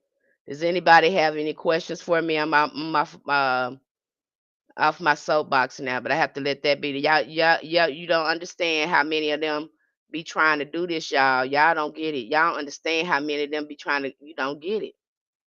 You know, they know we are linked into our power, and they want to find a way to stop it. I don't got a problem for reading with y'all. I do a reading for you. You know, uh I counsel you, but I will not teach you hoodoo. It's limits. My boundary is there. It stops right there. I don't mind reading you, but I'm not gonna, I don't mind helping you. If you need some spiritual help, I'll help you. But I'm not going to teach you this. Okay? I'm not going to teach you this. So just get that out your mind. Go talk to your folks and tell them to help you. Okay? I'm not going to do it over here, beloved. So hoodoo is not superstition, it's a science of the soul. Our ancestors preserved it through coded language, herbal knowledge, and scripture work. But its foundation is metaphysical and psychological. Okay, because it's a healing modality as well. And once you start doing the ancestors work, you start doing a lot of psychological and mental healing. Go ahead, Yvette, ask your question, sweetie.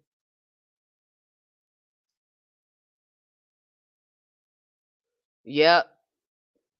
Not everyone is called to be a teacher. Nothing is wrong with that. Okay.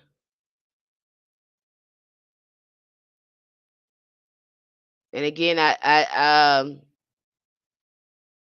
because I know how hard it is to really understand hoodoo and how I had to learn it. You'll get a lot of these books that they have, and we do go through some of the books. But what I see missing in the books is context and how hoodoo is put together as a science. And I understand why they didn't put everything in there because it's closed. And so when you get over the spiritual roots, we we break all that down and help you understand so you can start building your practice. The Bible says it's forbidden, right? What's forbidden? Our divination really needed. Divination is needed. Even in the Bible, they did divination. What you think the prophets was doing? They was casting lots and divining. Even Saul had to go and talk to the witch of Endor so he could talk to Samuel. Divination is necessary. You don't do nothing without first testing the spirit. See if it's all right for you to do it. Divination is necessary. You're gonna be out there in the blind doing stuff hidden and missing. I don't care if you dream, maybe you don't do cards, maybe you do dreams, maybe you do visions, maybe you're a seer. I don't know. Maybe you're clairvoyant, clairaudient, but you need to have some form of divination or something going on if you're going to be doing this kind of work. You need to know if it's going to work and should you be doing it. Okay, that's gonna be important. That's why tomorrow, and I'm gonna be adamant about that. Like I say, I want this workshop. It's gonna be 3 series, and I hope I can get it done in a month. But if it goes for 3 or 4 months, it might have to go on for that for people.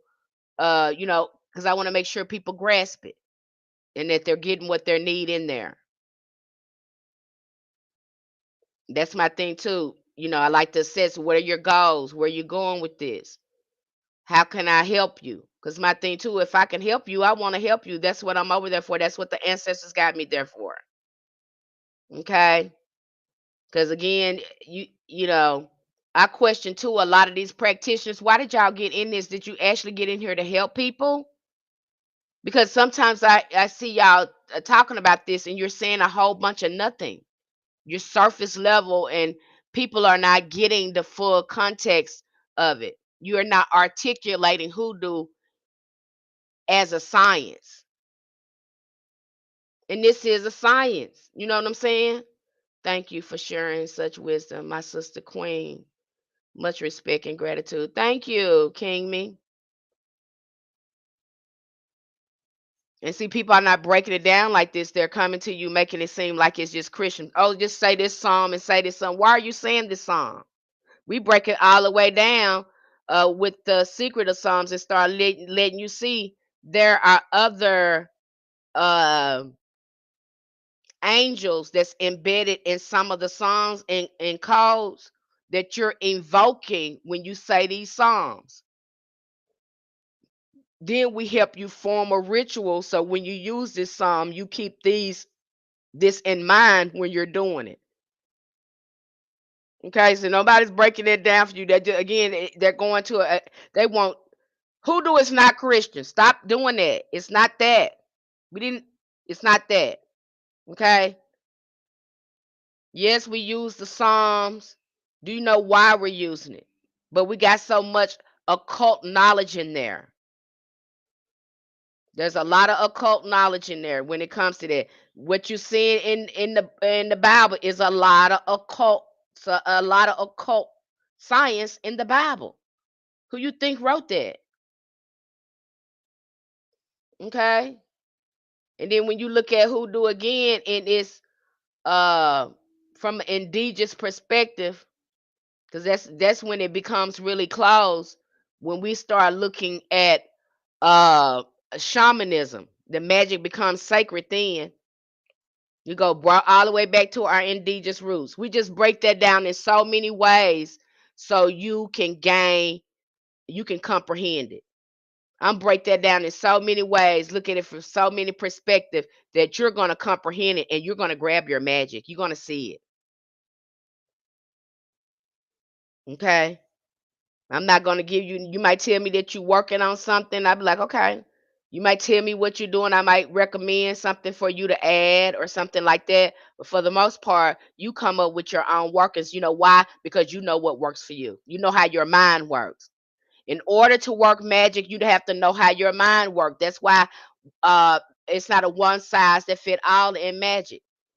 Everybody's magic work different according on how your mind works. But you're not going to know that if you're not doing the shadow work and working with your ancestors and get to know yourself.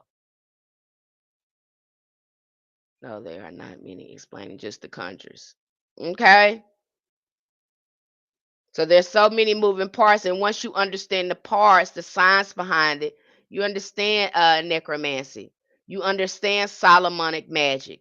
You understand how to work with angels. You understand how spirit communicates with you. It becomes easier for you. But the biggest thing about hoodoo is consistency. A lot of us want to look at something and think we can go out and do it tomorrow, and that's gonna be it. This is consistency. Okay. Like I said, you going to your ancestor altar once a month, but you want to work magic every day.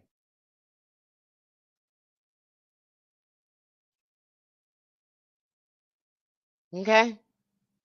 You really think about that. You wanna do magic every day, but you wanna talk to your ancestor once a month. And you ain't changing no water, nothing like that. But you got so much stuff going on that month where you need to be talking to your ancestors, but you don't. Again, you know your life needs to be fixed. And if I know my life need to be fixed, I know my life need to be fixed. So I got to get there every week. Sometimes 2 or 3 times a week, depending on what I got going on. I'm changing water. I'm pouring liquor. I'm putting out coffee. I'm putting out snacks and food because I need some wisdom in my life. I need you in my life. I can't do it without you. I know you know how to do it because you lived here. You went through a whole bunch of stuff. And I know I need to be sitting here listening to my ancestors at this altar listening. Because, honey, this is my first life. They done already lived. They know what they talking about. Looking at it that way. Get your ego and your pride out the way. Cause I had to learn real quick, girl. You don't know nothing. This your first life, the first time being here. And you gonna go ask the ancestor for something, then tell them what you gonna do. Why the hell you ask them if you gonna do what you gonna do? Okay? A lot of people doing stuff out of pride, out of ego. You learn real quick when you get over there with the ancestors. They gonna be telling you sit your ass down and shut up. They gonna be telling That's why when I see people out here and they showing them stuff, like I said, now your ancestors ain't told you do that. They ain't told. I know damn well they ain't told you to do that. They want you sitting down somewhere being quiet. They don't want you doing any what you doing, showing all this stuff on here. They don't want you doing that. You can play with yourself if you want to and think they want that for you. That's not what they want for you. Everything they did in the secret, it worked because they kept their mouth closed and they kept their work hidden. That's why it worked. Okay. And then really when you see a lot of practitioners, uh, trust the practitioner that's not in the fluff. They just telling it like it is because they have nothing to gain. You know what I'm saying? I'd be very leery of practitioners that charge outrageous prices for readings where they're over where they're over $100. Then I have to question you. Question the practitioners that's just giving you the surface level of hoodoo. They can't articulate the components, have a conversation about how hoodoo works and all its components, what's in there. Because again, this takes study. If you're gonna master your craft, you want to know everything about it, and that's what we do over there. You want to know everything about it, so you don't get yourself caught up in nothing. You know everything about it. That way, you can be more confident when you're doing something. My fee for divination is $30.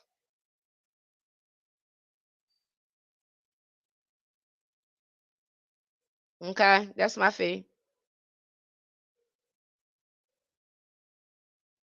Okay.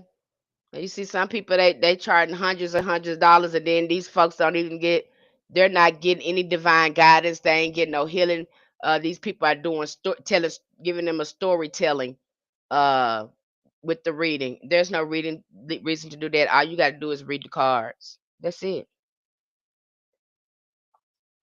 That's it.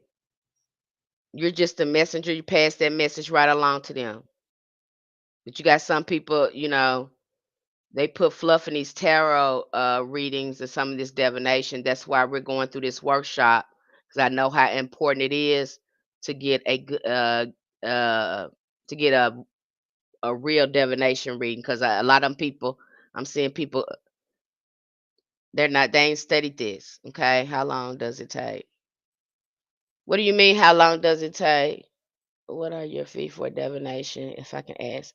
Okay, if you're talking about the workshop, we got a workshop that's coming up. It starts tomorrow evening. Now for if you're asking for like a reading From if I'm understanding that right, a reading can last from anything anywhere from 30 minutes to an hour. Okay. I hope that answered your question. But we are doing our workshop. Our workshop starts tomorrow evening, and who knows, that workshop might go on for 2 hours. It might go on for 2 hours, you guys, depending on, if my ritual tier they want to share something, if my conjure tier they want to share something, because I just don't want to be saying stuff. I want to get your input too. Okay.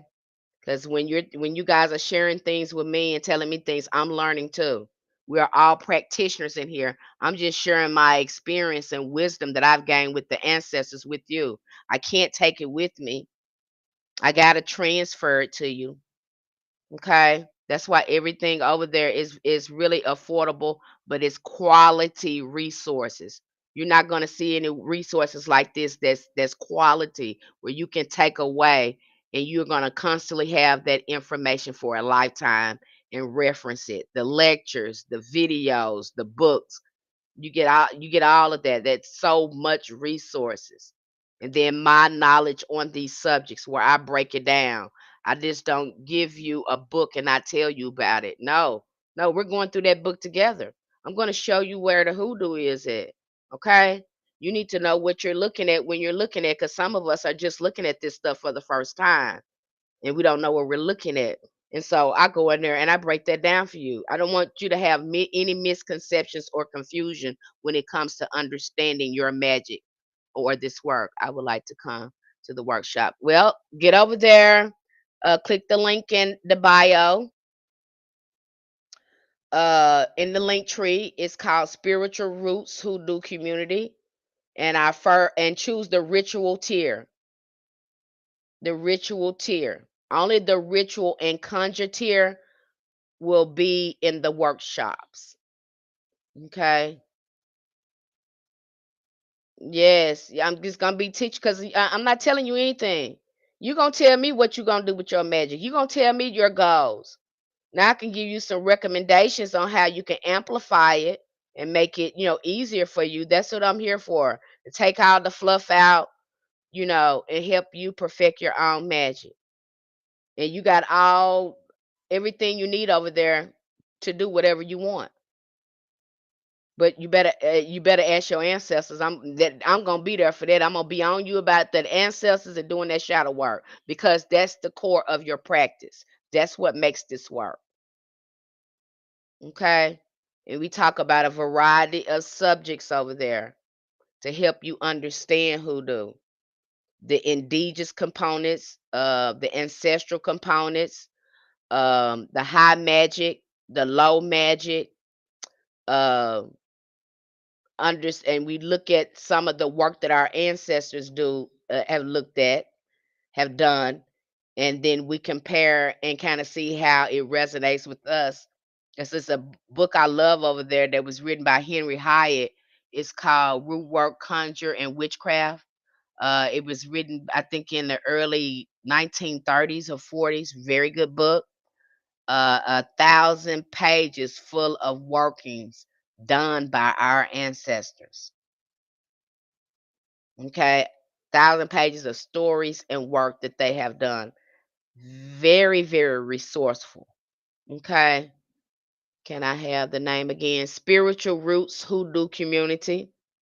Spiritual Roots Hoodoo Community there on Patreon. It should be in my link tree here on TikTok.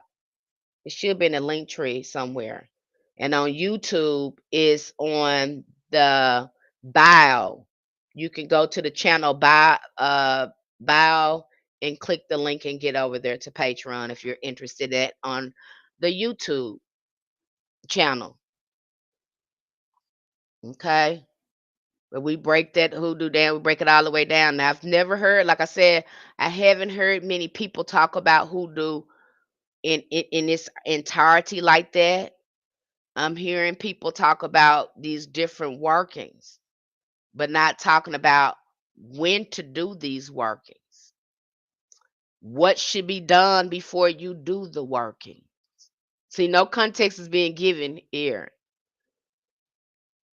Are you going are you going to be able to do this working by yourself, or do you need to work with another spirit, or do you need to just work with your ancestors? All these things are important. Okay, like I said, this is a science too. And once you start developing your science and programming your mind for magic, that's where the rituals come in at. Because again, we got to get this woke up. We got to get that right brain woke up. Got to get that right brain, that creative side of your mind woke up. And see, we go through that too when we start talking about a shamanic journey. When I talk to you about connecting with your ancestors and telling you you're not making stuff up, I think that's the hardest thing when you're getting on this journey, and trusting your intuition and your creative visualization. And so I break that down. I can't tell you how important it is, because I struggle with that a lot, especially when I started working with ancestors, because I started doing a lot of shamanic work. That's how my work was looking when I first got into hoodoo. I did a lot of shamanic work. I didn't know what was going on, but I was coming in contact with ancestors. I was having a spontaneous experience, visions. Okay. I couldn't tell whether, I saw something in sleep or in a vision or during meditation. So again, getting that magic mind waking up. Because again, everything is consciousness. And once we get that magic mind working up, some people call it your ori, some people call it your higher self. You know, this goes by many names, but we got to get it going first. Okay, we got to get that going and start programming it and start giving it ashe. And once you start doing that, you'll see your magic work. Okay. And how does this happen? It happens when we're doing the shadow work, moving out those old blocks, limiting beliefs, any beliefs about poverty, anything like that, any trauma that you experience in your family. We're moving it out. We're healing it. Okay. We don't need any blockages when it comes to our magic. That's why we're doing the shadow work, and that's why we're doing the ancestors work. That is one reason why we do a lot of these baths. Okay. We want to stay clean and we want to move out blocks. We're trying to transform and transmute. That's why we're doing a lot of you. Once you get in the shadow work and doing ancestors work, it just pops in your head. Damn, this is why my ancestors was doing all these baths with the Epsom salt. Oh my gosh, these people were shamans. They were geniuses, because you'll find yourself having to use a lot of those healing modalities when you start doing your shadow work. You're gonna be drinking so many teas. You're gonna be doing so many baths, getting yourself in alignment. And that's what you're doing, getting your energy in alignment to work with elevated ancestors. That's what the baths are for. That's what the rituals are for. That's why you get your butt over there. You talk to your ancestors. You telling them what's going on with you, what hurt you, what you still holding on to. Because again, all of this works together. Okay. Even when you come to me at this time, I'm gonna talk to you. Did you talk to your ancestors? Are you doing your shadow work? You did think you need to do a spiritual bath? What time did you do it? Okay, all of these things matter. So I don't know. I've never heard a hoodoo practitioner. I haven't heard, to my knowledge. I don't know if you guys have heard. I haven't heard any of them come to you like this. And this what needs to be said. You're very capable of learning. Again, you just need the right knowledge, and have somebody supporting you who wants to see you succeed in your magic. Okay, you can do it. You might have to heal a little bit and remove some blocks, but you can do it. You might even find yourself working with some saints or spirits. That's absolutely okay. Okay, it's still magic. It's still magic, you guys. Okay, who else got a question for me?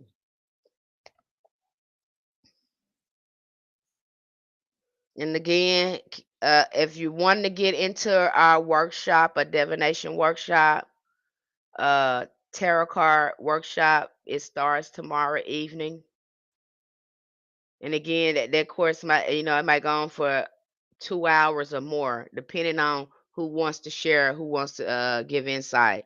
I'll go through my little things, because we're going to go over the major arcana first. I'm not going to try to go over the full tarot with you in our first workshop. We're going to break this down, okay? Because I want you to comprehend it. So the first workshop, we're only going to be doing the major arcana and breaking that down. Then we'll go to socializing, and I'll get to know everybody and kind of get to know about your goals and what you're looking for. And again, take advantage of the our group chat over there. Get in that group chat, get in that group because I can get to you fast in that group chat. If it's something you're looking for, you want to talk about something, I can get to you fast in that group chat. So use your group chat, conversate with each other because you guys are we're all going through some of the same things, you know. And so the more we share, the more we learn, the more we grow. Okay, so that's what the community is over there for. We can't do this alone. We need each other to do this. That's how this works. I hope that's making sense to you. Hello, Dr. Sand, Yvette Woods, Love T Soul. Okay. Who else got questions for me when it comes to hoodoo? Do we bring a tarot deck?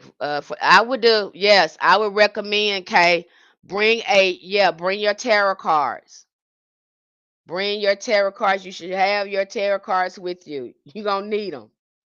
You are gonna need your tarot cards. Okay.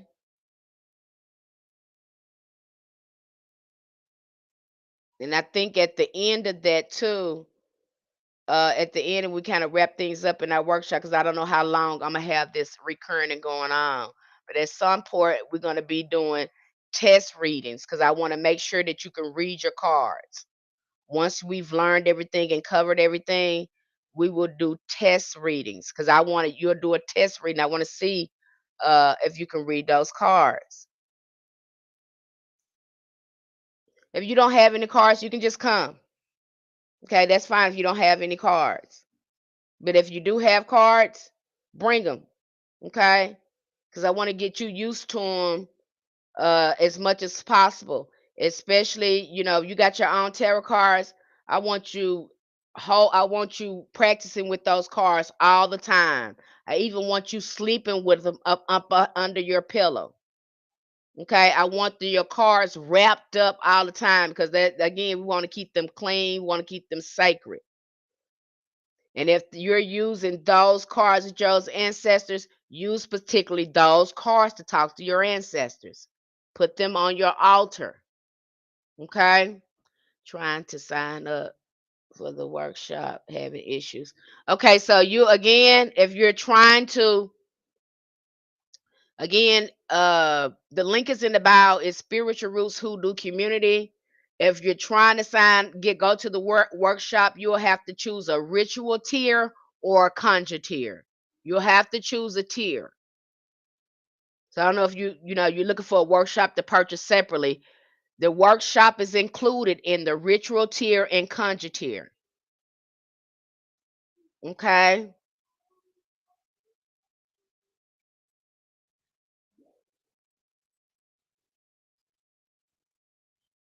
So you get this free workshop with the ritual tier and conjure tier. So if you're wanting to attend the workshop, you have to get in that tier. I don't know where you at then. I don't know where you at. I the options are there. This first time I'm hearing that. The options are there. Yes, inside conjure. They will not let me access it. I don't know. I don't know why would it be doing that. Okay, let me see here. So you're on Patreon.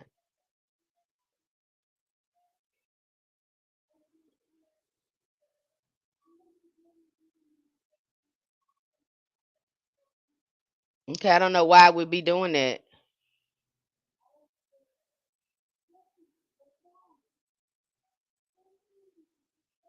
Okay, I'm not getting anything over here.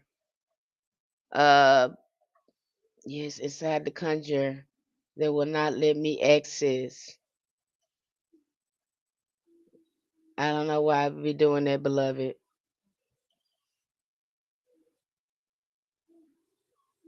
Yeah. I don't know why it would be doing that. It's not full. So you should be able to, I don't have an answer for you, beloved. The only thing I can say is maybe refresh and go back in and try to do it. Um, I just don't have an answer why it's doing that. I'm not getting an error message or anything like that. Okay. But I've never heard anyone. Are you in now? Okay. All right. Good. Okay. But if you don't have your tarot card, that's fine. You can go back and remember the live is going to be on Patreon, so you'll go back and be able to look at the live when you do get your tarot cards. Okay. So if you don't have your tarot cards when we start tomorrow, fine. You can always go back and look at the live and see the things that we talked about. You always because it'll be posted on Patreon. You'll have access to that. And I always going to live stream and talk about that. And then we'll just move on to our courtship cards. That's gonna be interesting too, talking about the courtship cards and then talking about the queens and the kings. Because I'm gonna break all of that down for you guys so you can really grasp an understanding. What I see, there's no reason to guess with the tarot. Again, this is a science. Things need to line up. If you want your work to be right, you want everything to be right, you want results from your magic, again, approach it as a science. Magic is a science. I know how they make it look on Hollywood and how they make it look at certain places, but this is a science. We do calculations. We look at the timing. We talk to our ancestors. We look at, do we want to just do this on our own, or do we want to work with a spirit? Do we want to work with archangels? Do we want to use planetary energies? We look at all of that when it comes to our work. And for the most part, asking our ancestors how they want us to construct it, because sometimes it can be simple. Sometimes we can do some complicated stuff. We be thinking in our mind we need to do all this, but then you go to your ancestors, they tell you, "No, you just need a water in a jar." And that has happened to me before. That's happened to me.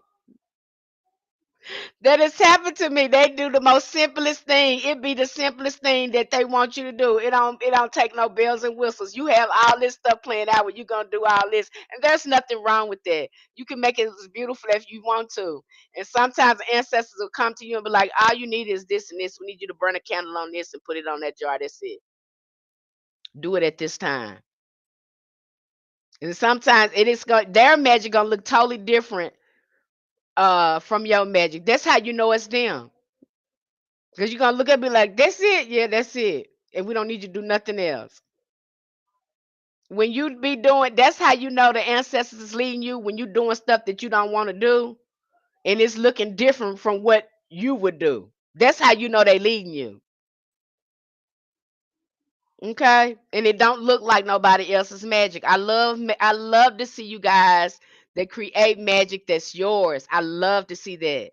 I'll give you a structure of a magic workings, but when you make it your own, I just love that because I know it's gonna work. Because you tagged it, you put your own ashe on it. You see how that works? It's nobody else's, it's yours now. Okay. So if there would be anyone have any more questions for me, I'm so happy. I love sharing this information with you guys. I do love my community, and I see a need for this to be transferred in the right way.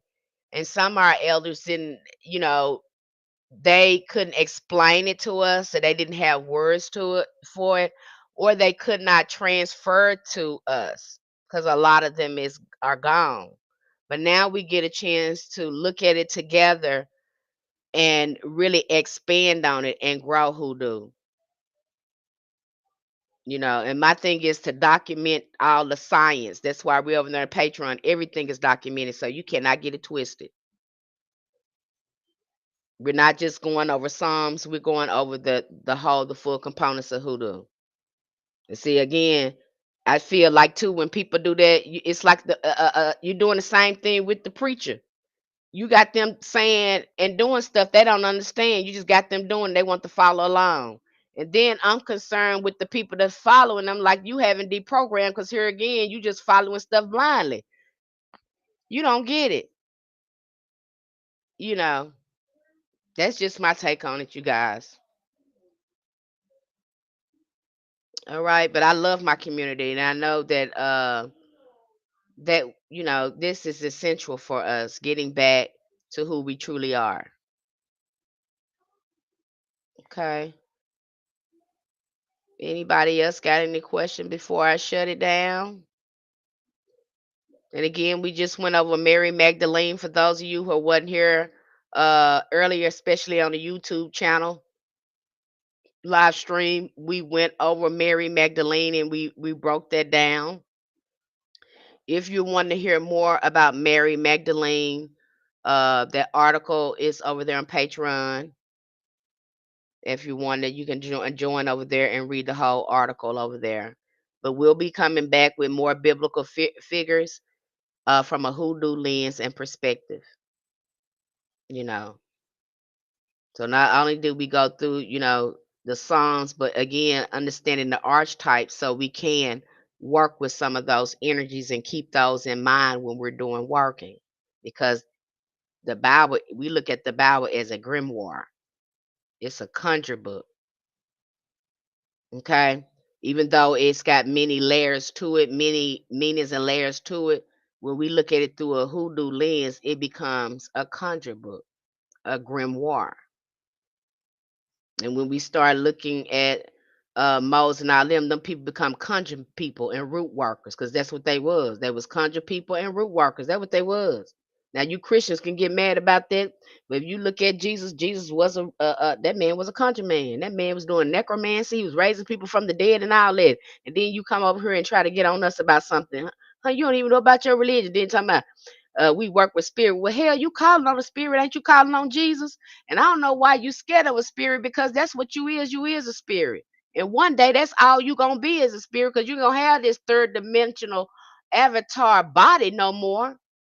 So I don't get that, I guess the more awakened you become and the more spiritual you become, when you come in contact, especially religious people, you don't understand them. You know what I'm saying? I don't understand. I don't understand what you're talking, because you're looking at the same thing I'm looking at, and you gonna call, because if I'm evil, you evil. If I'm a pagan, you a pagan. If I'm a witch, you a witch. So you can't don't come here pointing fingers. You just done put a religion on what you do, and I haven't. I put power on what I do. You put religion on what you do, and I put power on what I do. And see, they gave our ancestors that Bible. And see, they weren't doing nothing with that Bible. So what did our ancestors said? Okay, y'all ain't doing nothing with it. We're gonna give it some power. But see, y'all playing with this. See, y'all don't know how to get its power. And that's what hoodoo did. Hoodoo gave it power. Religion took the power out of it. You understand me? Okay. So them Christians, y'all just you stay off that, have to tell them on YouTube too. Stay off of here.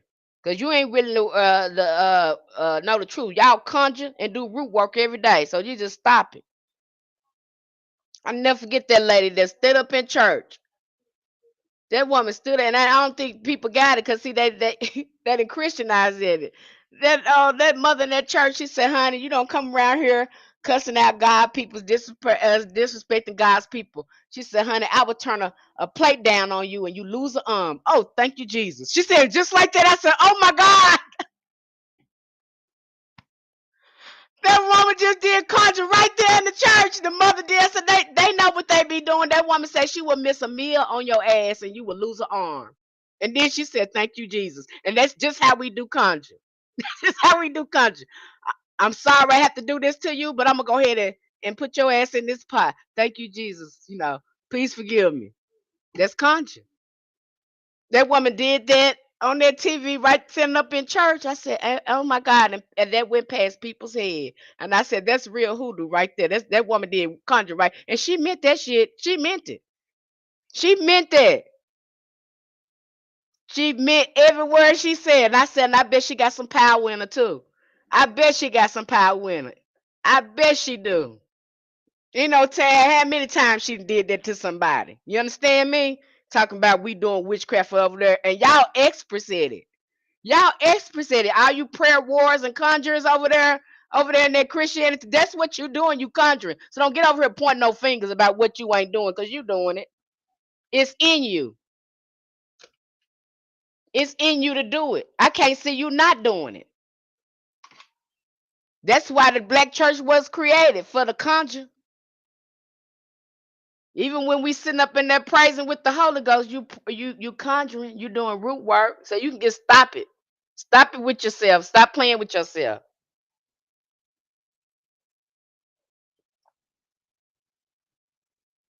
So you see them doing that, they doing the same thing, y'all. And I just had to tell them, don't argue with them. Tell them that they're a conjure too. When they call you something back, say you a conjure too. You do the same thing. Point it out at them, so they shut up, because they doing the same thing. But that tripped me out when that lady did that. Anybody got any more questions for me? Wow, so much to learn. It seems like that, but again, when you start off, Yvette, with the bite sizes, doing the ancestors work and the shadow work, I promise you, it's gonna all come together. Right in the middle of your healing, I promise, it's gonna your mind just shifts once you start doing the ancestors work and healing. I promise it's gonna come together for you. I promise. It's like you clear a fog, get cleared out. They clear out your mind. Once you start clearing out your mind, you're gonna be like, oh my gosh, I got it now. I got it. And you're gonna have it. I promise you're gonna get it. But when you skip the shadow work and the ancestors work, you're kind of in the fog. Especially if you got family members on your altar, recent family members. Again, they don't mean to be a block, but because a lot of them didn't heal, they become a block. And they don't really need to be on the altar. We need to be praying for them. They don't need to be on the altar like that. We want the most elevated, beloved ancestors on our altar. And take your time, even when you get over there, Yvette. Like I tell everybody, take your time, because this takes a while to learn. Start off small. Your magic don't have to be elaborate. It just has to work. And I do recommend it to keep it as simple as possible for you. Keep it simple. Don't try to do too much. That's just like when we go into doing tarot readings. I'm gonna let you know, don't do no big tarot spreads. You need to keep your tarot spreads anything from 3 to 4 cards. It don't needs to go beyond 4 cards until you get used to and comfortable with your readings. Okay. The first thing is just getting a relationship with your ancestors, you guys. And then once you start doing your spiritual baths, I promise, and clearing that stuff out, it's just a fog lifts, you guys. And you do a shift. And you be like, oh my God, now I get it. Especially when you come in contact with healthy ancestors and start really working on the healing and getting ancestors off the altar that need to be prayed for. They don't need to be working. They don't need to be working for you. You need to be praying for them. You'll get better results that way. Okay? They're not even strong enough. Some of them wasn't strong enough to help themselves. But they can really assist you more when you're praying for them. They don't need to be working for you right now. We need the most elevated, beloved ancestors that lived well to be in our spiritual court and working for us, not the family members that crossed over, still with wounds and things like that. How do you communicate with ancestors via tarot cards? Again, you'll have to get into uh, our workshop. Okay, I can't break that all the way down here, but you can. I do it all the time. You can even look if your spell is working, or it should a work you should do. You can do it. Okay, go to the bio. Because they speak through tarot cards. Some of them speak through oracle cards, depending on the oracle cards that you have. But you will get an answer from them. Okay. You can ask them a question and they will give you an answer through your tarot cards. This is how our ancestors do it. This is why some of them use playing cards. But believe me, they did divination before they did anything. Okay. They was just wasn't going out here raw dogging it. I don't want that for you. Then you be all upset at yourself thinking you done did something wrong and you ain't did nothing wrong. You just didn't have all the information. Somebody didn't give you great context. And there's a lot of people in these groups right now, and some of these practitioners telling them, it's you got a block in you. You did something wrong. And and it's not that, it's because you haven't gave them greater context. You haven't emphasized shadow work and why we do the spiritual baths. You haven't emphasized that they don't need to put recent family members on the altar. You haven't emphasized that. So again, there's so many moving parts and stuff that's going on. It's not just them. It's not just you. It's that you don't have enough context, and a lot of people don't understand the real science behind hoodoo. They think it's just psalms, baths, and ancestors. They just think it's that.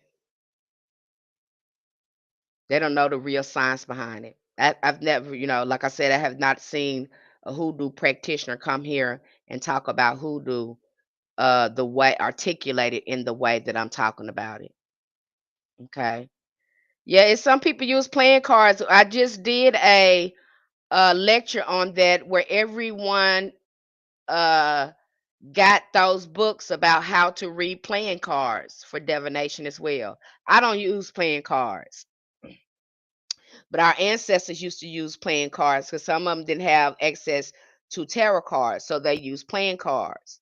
I don't use them, but if that's something you want to use, you can use it. I'm just not really good at interpreting them.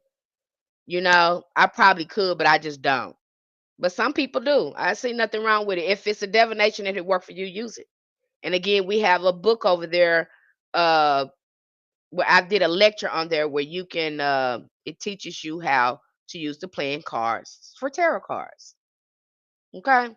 Like you get a lot of resources over there. I give you so many options and ways to learn things. I know people learn things differently. Sometimes I might have to review something again and to post it again to keep it in your mind.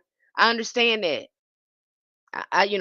Again, I'm learning. I'm always learning and going over and reviewing things too. You're not going to learn this stuff overnight. That's why you got the books. That's why you got all the resources, because you'll be going back to it, looking at it when you're trying to construct something or do something. Okay? It's important you have the resources. You're not supposed to know everything. And the magic that your ancestors is going to be simple. And what are we doing when we're learning this? We also are expanding our consciousness. So when we come in contact with spirit, they'll start retrieving information in your head. You'll be surprised. You would be surprised. You thought you forgot something. And them spirits are getting your mindset. They'll pull it up and it'll pop in your mind. This is how most of your ancestors and these angels are going to be talking to you is telepathically, clairaudiently. So that's why it's very good that you understand what's going on in your mind and control your mind and know when you're getting a message. Okay. I'm knee deep in the shadow work. I know you is Kay. I think Kay has been getting some really good results. A lot of people don't like doing that shadow work, but baby, that's when your magic start happening, when you start doing the shadow work. Okay? When you start releasing a lot of those burdens and stuff like that, all those blocks and stuff start falling off you. The Ori in hoodoo, I've heard it called many things. Some people call it the higher self. You'll see in some of the occult books they call it the subconscious. Some people call it the right side of the brain. You see it called so many different things. But again, it's still the Ori. Or your higher self. It don't matter to me what you call it. As long as you know we're trying to access the magical part of our mind. And that's what the rituals are for. That's what talking with your ancestors about. Especially you guys, I'm telling you, you got to go check that lecture out when I talk about astral travel and when we break down shamanism. We naturally do it anyway. It just has not been explained to you that way.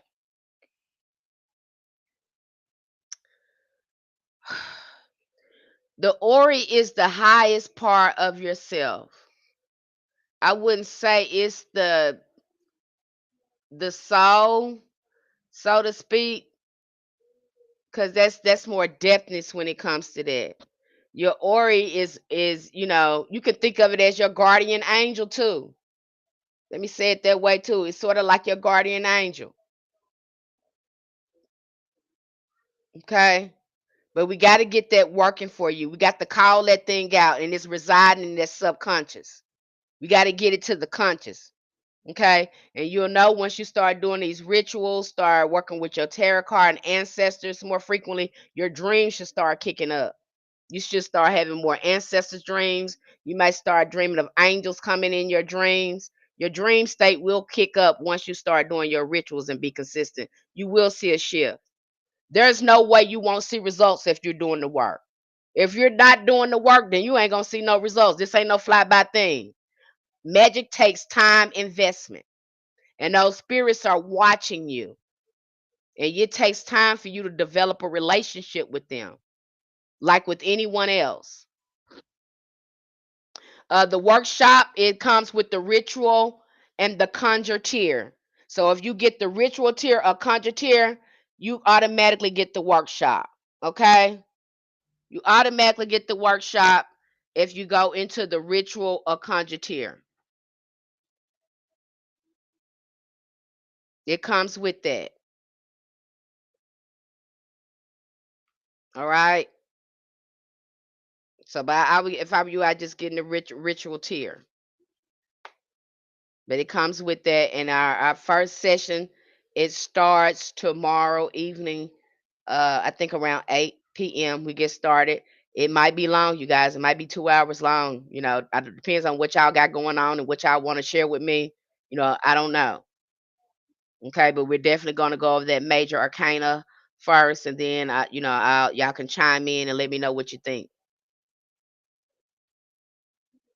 Okay, but get in there so you'll learn tarot, and it's gonna trip you out when you learn this tarot. When y'all learn this tarot, y'all gonna be you're gonna be able to see how many people out there faking and fronting with these tarot cards. You're gonna be able to see it.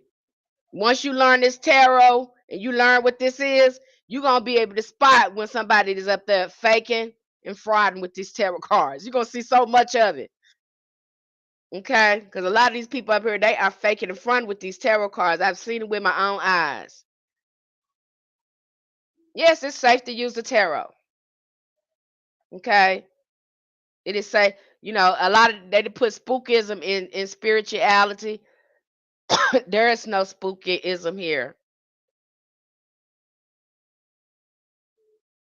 Okay, there's no spookism here. There's nothing spooky about it. Matter of fact, spirits speak in such a subtle way you will miss it. That's why getting to know yourself doing the shadow work is important. I'm excited too, Blake. I'm excited too. I can't wait just to see the results that you have, the closer relationship you're going to have with spirit now that you have more knowledge. And two, nobody can make a fool out of you because now you know what you're talking about. Now you've studied. You know the language. You know what you're looking at. Nobody can make a fool out of you because we totally break that down when you become educated about your spiritual science and you know how it works and you can have a conversation about it. Not a lot of people know how to have a conversation about this. Okay. All right, you guys. I'm gonna go ahead and shut it down. I hope to see you guys in the workshop. And again, I probably won't be coming here tomorrow because I got the workshop that's going on. Probably sometime next week I'll be coming back because I got some appointments lined up. Uh, yeah, I got some appointments lined up, and then we have this workshop.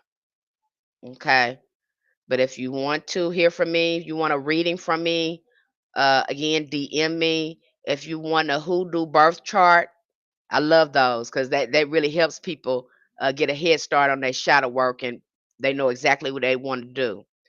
But if you're needing a birth chart done, those are $10. You can DM me. Just drop me your email. I can get you out an invoice. Okay, bye, Kay. Bye bye. Thank you for joining the live stream. Okay, you guys. Love you guys. You guys stay strong. And if you're really ready to learn hoodoo, authentic hoodoo and perfect your magic, see me over there at Spiritual Roots on Patreon. I'm there for that. It's not expensive at all, and we have quality resources. Okay. All right. Good night, Yvette. Good night, you guys. Love you guys.